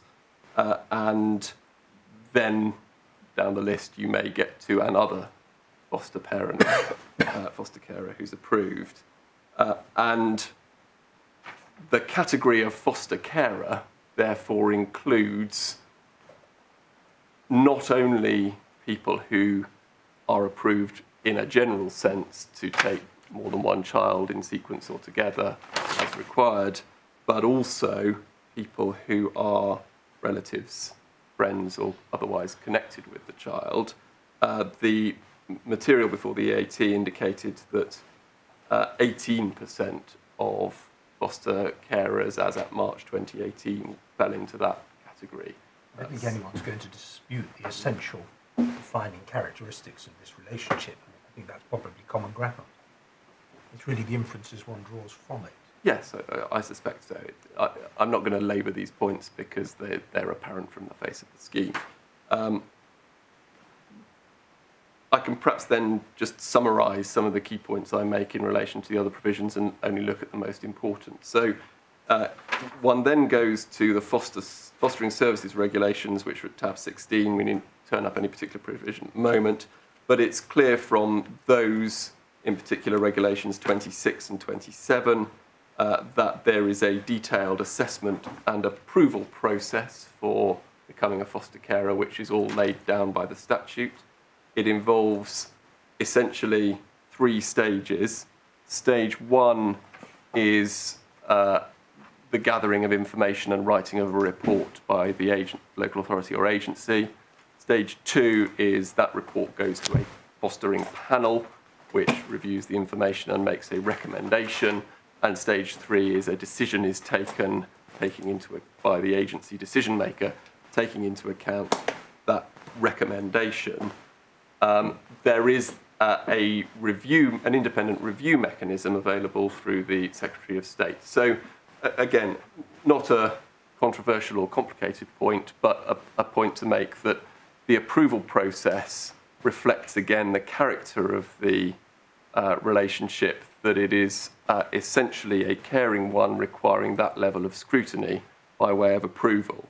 There is then, in Regulation 28, an annual or, if necessary, more frequent review process, which may lead to the amendment of terms of approval or termination of approval, and again, reflecting the nature of the relationship and notably different in character from a normal employment or work disciplinary process. So it's a process that is A, much more intensive, B, required at regular intervals and not merely when something triggers it, and C, again, subject to an independent review through the Secretary of State.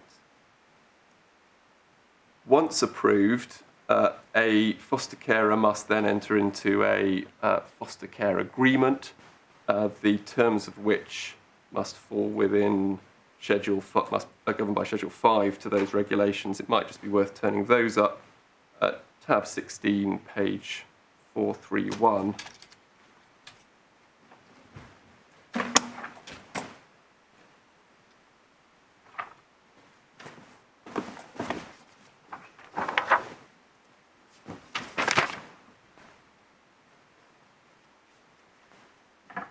And over the page, the most important of those is 2A, that the primary obligation of the foster carer is to care for any child placed with them as if the child was the foster parent's family and to promote that child's welfare, having regard to the long and short-term plans for the child.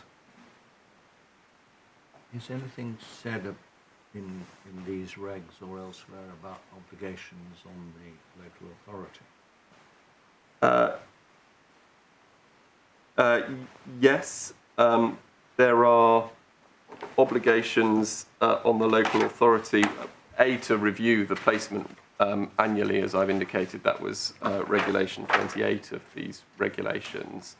And you'll see that on page 431, looking at the other matters to be included, 1A are the terms of the approval. Those are determined by the panel recommendation and agency decision rather than matters of negotiation. B is support and training. So that's an obligation on the local authority. You needn't turn it up, but it's Regulation 17.1 at page 414, which imposes on the local authority obligations to provide support and training. Procedure for review that I've already mentioned in Regulation 28 is to be specified in the foster care agreement, so paragraph C. D, the procedure in connection with placement, which is necessarily a step before any child is placed. Subparagraph E, arrangements for meeting any legal liabilities. It's obviously dealing with particular instance of fostering arrangements. And F, complaints procedure is again mandated by Regulation 18 at page 415. So, sorry, can I just be clear about that? This is Schedule 5. What is the actual regulation? Is this the totality of Schedule 5? yes, What's the title? What's the title to the schedule? the title to Wait. It may not matter. I just wanted to see for the operative judgment writing purposes. Maybe it's in a skeleton somewhere. the operative provision is Regulation 27.5 at 426. Yeah, yes, I see. 27.5b, enter into a written agreement about matter specified. And the matter specified simply are these two paragraphs, are they? They are. It doesn't say anything about payment. It doesn't say anything about payment. Does anything anywhere say anything about payment, or is it? Yes. So, Schedule 5 and Regulation 27.5 don't require payment to be part of the foster care agreement. And that's obviously important because if a foster care agreement were an employment or work agreement, that would be one of the absolute central features of it. The position in relation to payment is that there is a power which hasn't been exercised under which the Secretary of State could specify particular payments, but that hasn't been done. What has in fact been done is... Can we just have the reference for that part? Yes, I was just trying to find it in my notes, but it may be easier to go to Authorities, tab 42, page 1226. You've got the case of... it's section 49 of the Children's Act. Oh, sorry, with the tab and page. 1226. Yeah, if we could go to 1226. You've got the case of Exon Tower Hamlets, and within the judgment of Mr. Justice Males at first instance, if you go to paragraph 13 at 1232, the issue in this case was whether or not the local authority had acted unlawfully in paying different allowances to family and friends foster carers compared with its long-term foster carers in breach of minimum standards and other guidance. And what you see at paragraph 13 on page 1232 is reference to the section 49 of the 2004 Act, which is the provision that would enable the Secretary of State to prescribe payments to be made to foster family carers by local authorities, but that hasn't been exercised. Instead, what the Secretary of State has done is issued guidance. You see it paragraph 15 under section 7 of the Local Authorities Social Services Act 1970, and within that guidance there is provision as to the need for equality as between different types of foster carers, and separately there are also minimum standards which are issued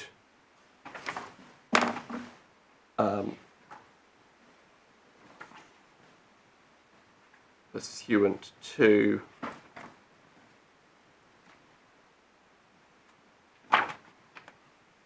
a provision that I have not written down in my notes. This is the document at tab 18. Of this. Which is the document at tab 18, and the relevant one is standard 28 at page 547. So it would be actionable as a public law matter if a local authority, although the guidance doesn't have the force of law, if it failed irrationally to comply with the guidance, a claim could be brought. Yes, and that was what was held in this case. Yes, I see. Just, probably everybody in the courtroom knows the answer to this, but me. Is there a general obligation in any statute that anybody who works must be paid? For example, is there anything in the Education Act which says that teachers must be paid? There is the National Minimum Wages Act, which provides that there must be... That covers the minimum wage. That covers the minimum wage. Above that, so I mean, I'm just wondering if foster carers are unique. I'm not certain there's anything which says. I think there's something which says that judges must be paid. Certainly there is, yes. Yes. But, well, that's a very interesting question. I don't know. I mean, certainly not in a private law context. I mean, if you did work services and were not paid, you could obviously claim under a quantum merit, but that would be a common law position. For the public service, Maybe public law duties implied. well, I mean, there are, of course, certain jobs offices that people hold, which do not attract a stipend of any kind. JPs is an example, isn't it? Do they get allowances? They usually get expenses, don't they? I don't know. But if the argument is that there's no obligation to pay these people, and therefore that's an indication that they're not workers, it's not necessarily that unique across the East, but there has to be an obligation. There could be in public law, and public law could intrude if they weren't paid. No, and I don't quite make that point. I would accept there is a general public law obligation to provide the minimum fostering allowance that is set under standard which 28. is debatable. Whether, yes, and the relevant point that I do rely on in relation to that is paragraph 25 of this judgment that we're looking at on page 1235, in which Mr. Justice Mayles notes that the guidance draws a distinction between allowances, which are used to provide for the needs of the child and to meet expenses incurred by the... So which paragraph is this? Paragraph 25, page 1235.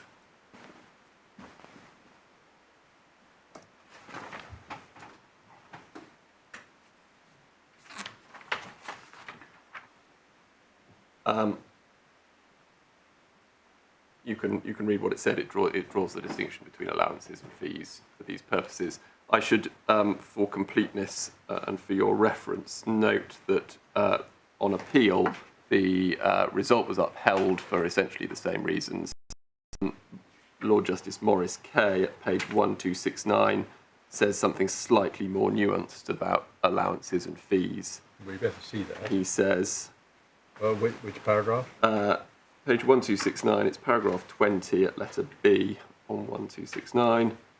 the distinction between allowance, which reflects the cost of providing for the needs of the children, and fees, which are a form of remuneration for foster carers, is important, but is not always faithfully maintained in the guidance or by the council. So the essential distinction is there, but the terminology sometimes gets a bit slippery, is what I understand him to be saying there. The evidence before you and before the EAT similarly draws that distinction. See paragraph 40 of Ms Willison's witness statements, which you've been taken to previously. It's page 22 of the supplemental bundle for your reference. What do we deduce from the fact that some people pay an element of reward to the foster carer and others don't? What is the inference to be drawn from that fact? Well, if a general inference from that fact, it is that a reward over and above meeting the cost of caring for the child is not an essential feature of this relationship. But I perhaps don't even need to go I'm just wondering why that conceptually impacts upon the meaning of worker. It's a slightly odd concept. The less you pay, the less protection you get. Well, can I develop it when I come to the particular issue under Article 11? But I mean, the answer is because in this instance, what it reflects is the essential character of the relationship. It's not just underpaying a downtrodden worker. But I perhaps don't even need to go to that level of generality, because of course the question before this court, as before the CO and the EAT, is whether this particular organisation is comprised wholly mainly of workers, either for the domestic law sense or read down, or within the wider sense of the purposes of engaging Article 11. And as the EAT observed, the only evidence before the EAT or the certification officer as to the position for members of this organisation was the foster care agreement of Mr. Finlay and Mr. De Silva that we've got at page 691 of the supplemental bundle.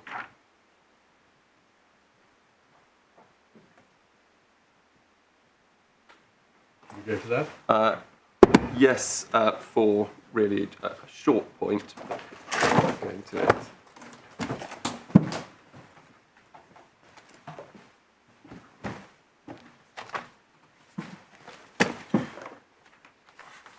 And at page 692, under the heading Finance Support, letter D, you'll see that payment was a foster care allowance, and then the only other payment is a retainer fee where a carer has been asked to hold a vacancy for a specific child.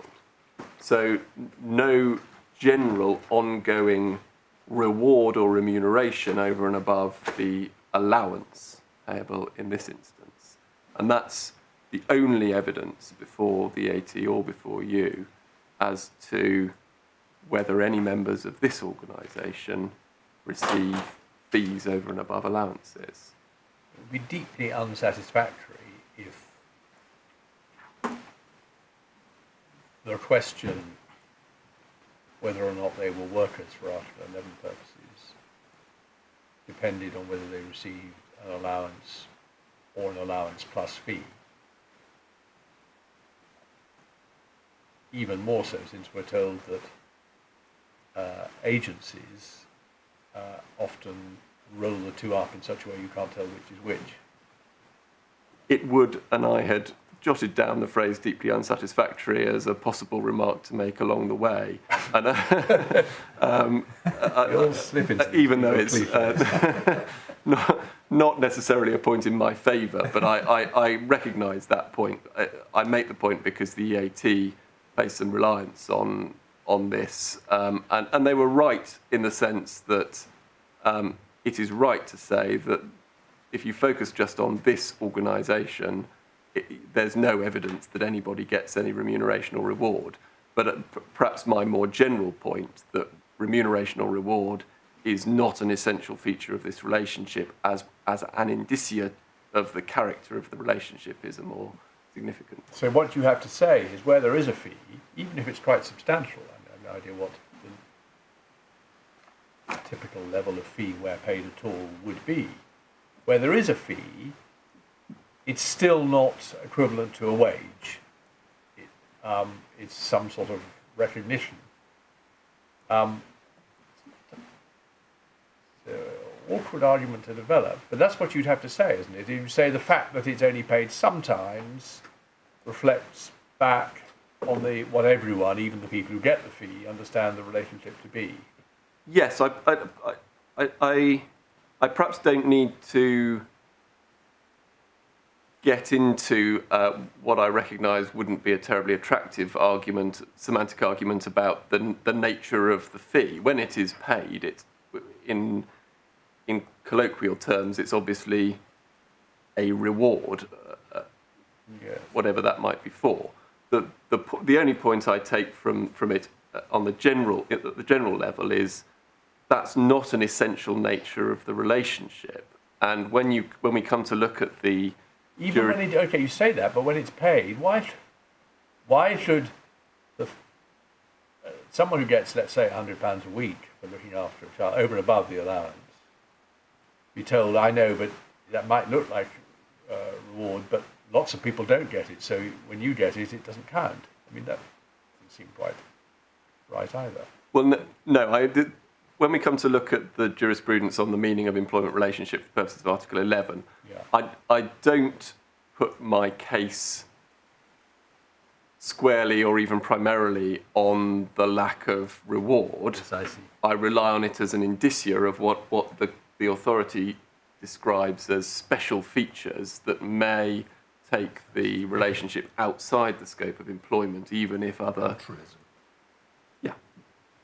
The more altruistic, the more hardworking, and the worse paid you are, the less protection you get. Yes, well, but I mean, I don't want to get too philosophical about it, but there was some interesting remarks in the Reith lecture this morning about the nature of altruism and the value to be placed on different activities. And Mr. Carney Dr. Carney, I apologise, was referring to research and thinking that indicates that if you are doing something of a charitable nature, and it's not quite what we're talking about here, if you don't pay people, they raise more money than if you do. So I'm not beginning to suggest fair enough. that You're allowed to, my lord put you a moral type points. I think you're allowed to. Exactly. Get your own back. It is 4:10. Perfectly. It seems to me that simple reimbursement of, say, travelling expenses doesn't constitute reward. And if all that foster carers were paid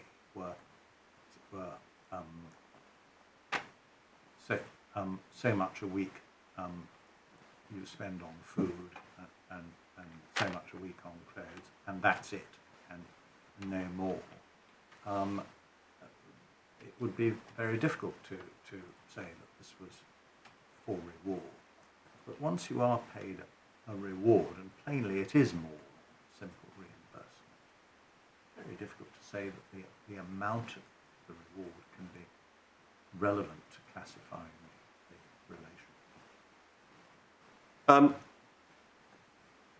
Well, there's a factual answer to that, which is that the allowance by itself is both intended to be no more than necessary to meet the costs of the child, and my lord will make his moral point back at me on this, but the evidence in fact indicates that 59% of foster carers say it's not even enough to reimburse the costs of caring for the child. So I think where just an allowance is paid, we can fairly confidently say that it meets the cost, but it doesn't provide a reward.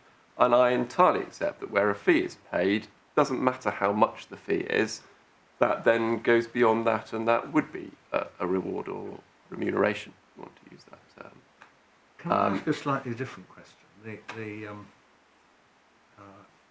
We are bound by the finding that foster carers don't work under a contract.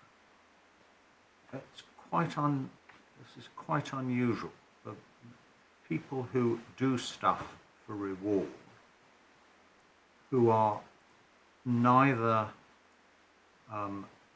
employees, nor Limb B workers, nor people providing services to professional clients, nor office holders under the Crown.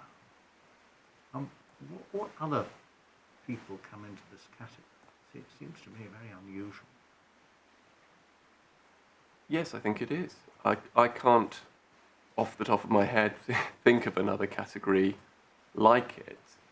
But perhaps that is of itself an indication that there is something special and unusual and unique about this particular role. There's just one more point I wanted to make in respect of the statutory scheme relating to fostering arrangements, and that is to underline that even when once the foster care agreement has been entered into, there is then still a further level of decision making and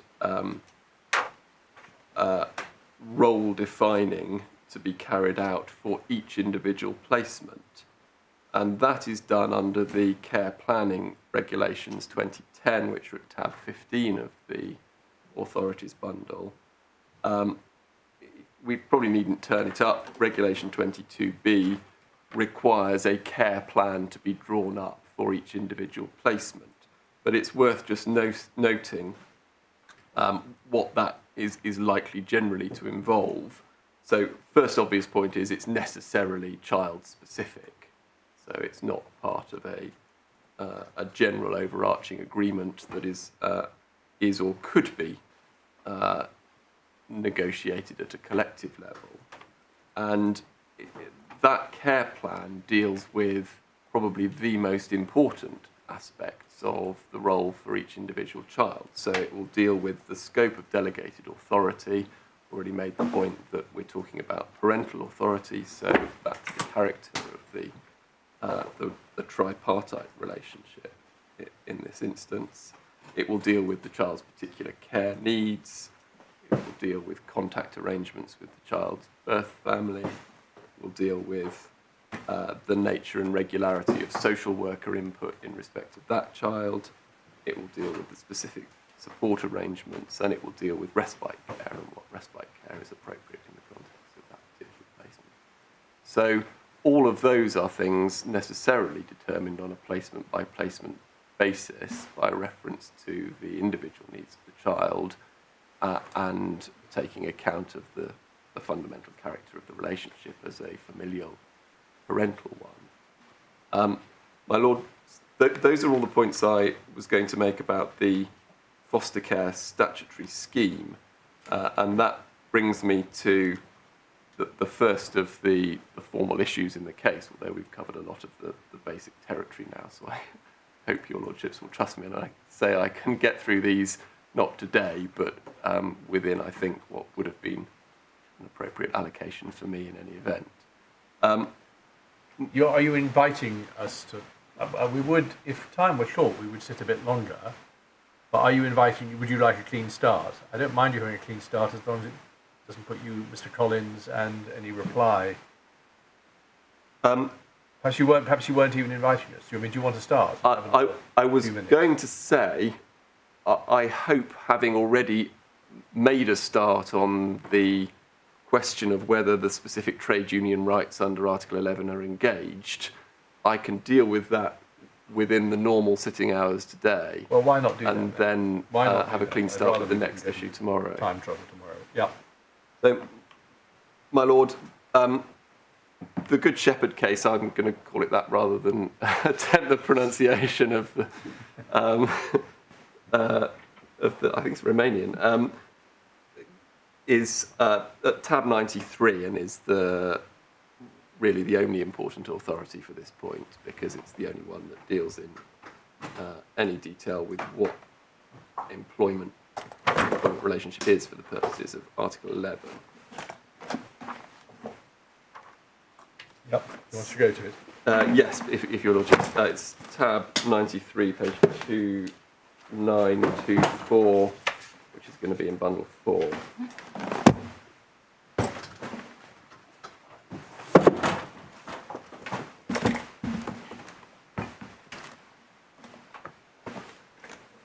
Yep.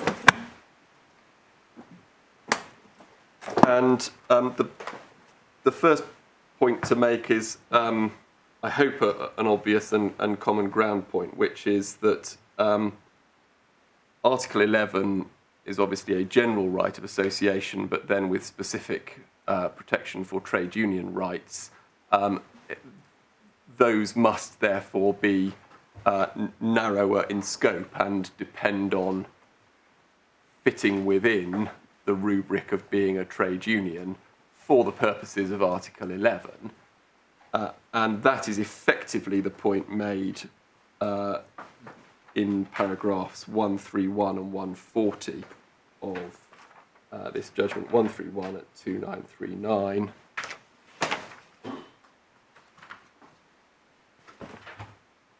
131, it, of course, reiterating something it had said in previous cases, that Article 11 of the Convention presents trade union freedom as a special aspect of freedom of association, that although the essential object of that article is to protect the individual against arbitrary interference, there may be positive obligations, but it's the special aspect point that I highlight for present purposes.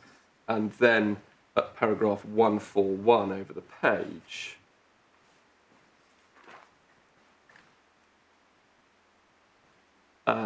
in the third line, the only question arising here is whether such duties, notwithstanding any special features they may entail, amount to an employment relationship rendering applicable the right to form a trade union within the meaning of Article 11. So it's clear from those passages that in order to engage the special protection for Article 11, you have to be a trade union, and for those purposes you have to be in an employment relationship, which is, I completely accept, not the same as the domestic definition.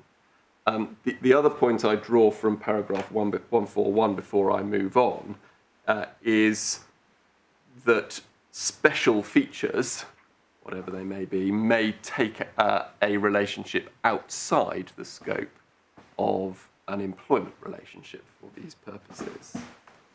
And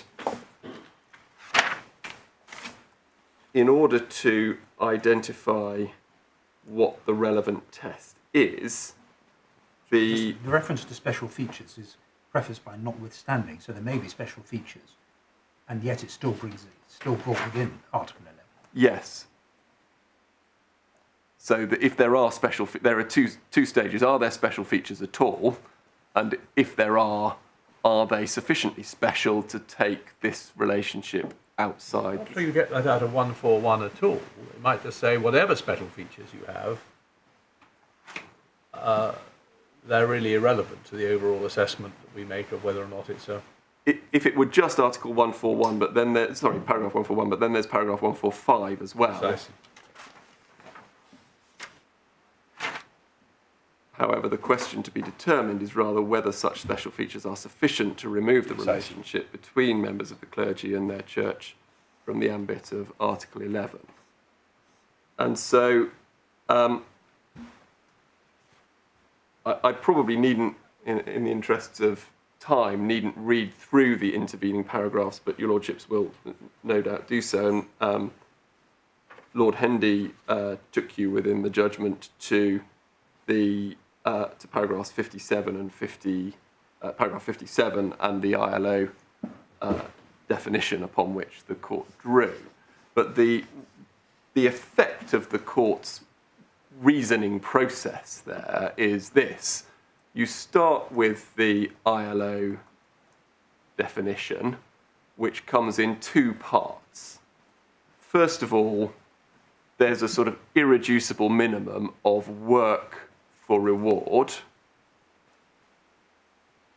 And secondly, there are a series of other indicia, some of which may or may not be relevant, or may be relevant to a greater or lesser extent, and you adopt a multifactorial approach. But even if following that exercise... Hang on 1 second. Yep. Even if following that exercise, your prima facie conclusion is that this has many or most of the indicia of an employment relationship, there may nevertheless be special features which take it outside that category.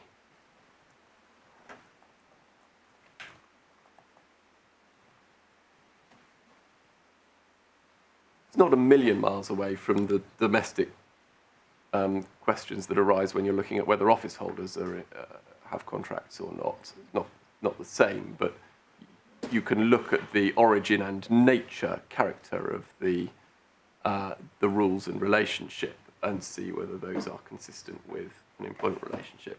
And in the Good Shepherd case, of course, the court took into account the special features of the relationship between clergy and the church, which it had identified in paragraph 144, that there was a spiritual purpose as opposed to what might be described as a conventional economic work purpose, and concluded that those were not sufficient to take that relationship outside the employment relationship. A key matter in 143 was the fact that the priests worked under the very close direction of the bishops. In this case, of course, the foster carers work under the very close direction as delegatees of the local authority. So that seemed to have been quite an important factor in 143. Yes, and in the structure of the reasoning that I've outlined, that's part of the examination of the indicia under the basic test. So what I'm suggesting is that the court applies that ILO test in 142 and 143 and doesn't expressly set out the conclusion, but it's the structure of the reasoning suggests this, is effectively saying all of that is indicative of an employment relationship, with all the characteristics of an employment relationship. And then comes to the question at, having identified the spiritual purpose in 144, then comes to the question, is that spiritual purpose, is that special feature sufficient to remove the relationship from the category of employment relationship? So the way I'm going to tweak you one more time just to get it made. 147 is, I think, potentially relevant here, given the fact that foster carers can join unions.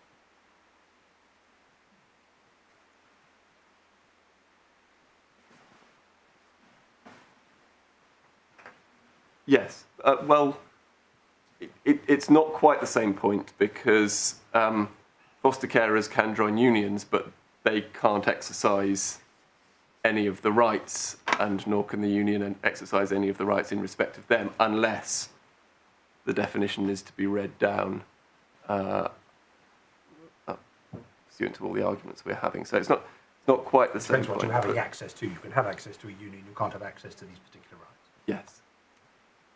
So... Can I just check something with Mr. Cooper's analysis?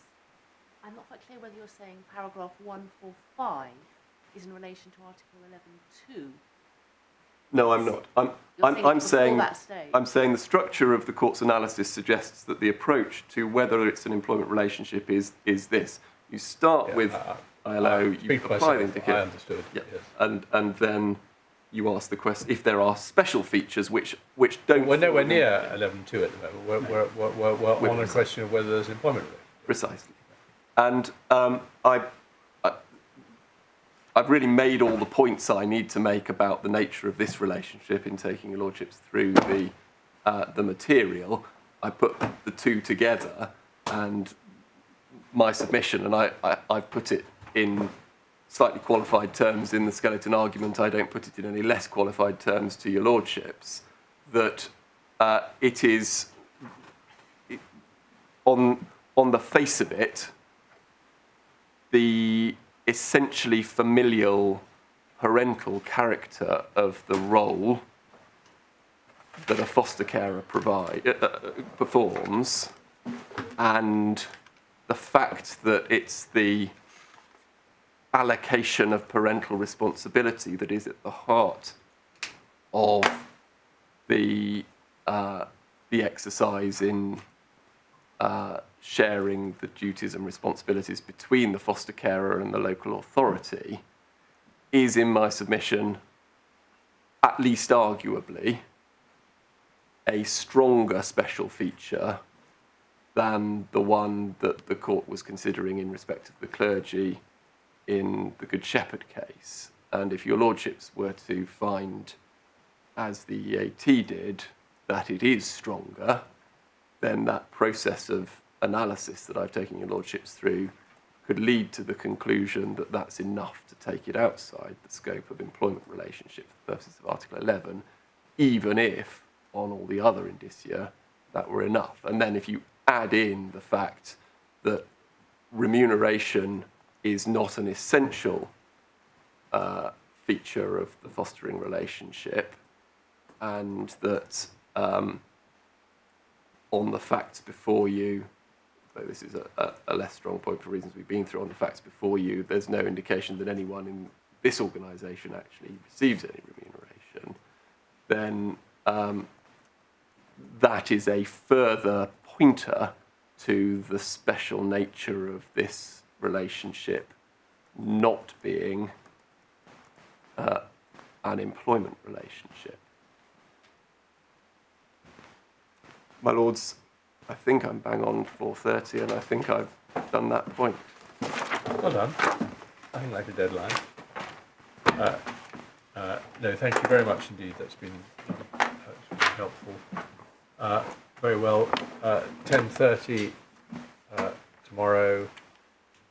I haven't been keeping up with your allocations, but it sounded from what you said as though you're likely to finish within the time agreed, which is essentially between you and Mr. Collins, isn't it?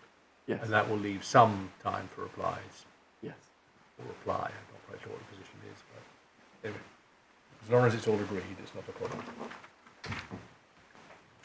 Thank you. 10:30. All rise.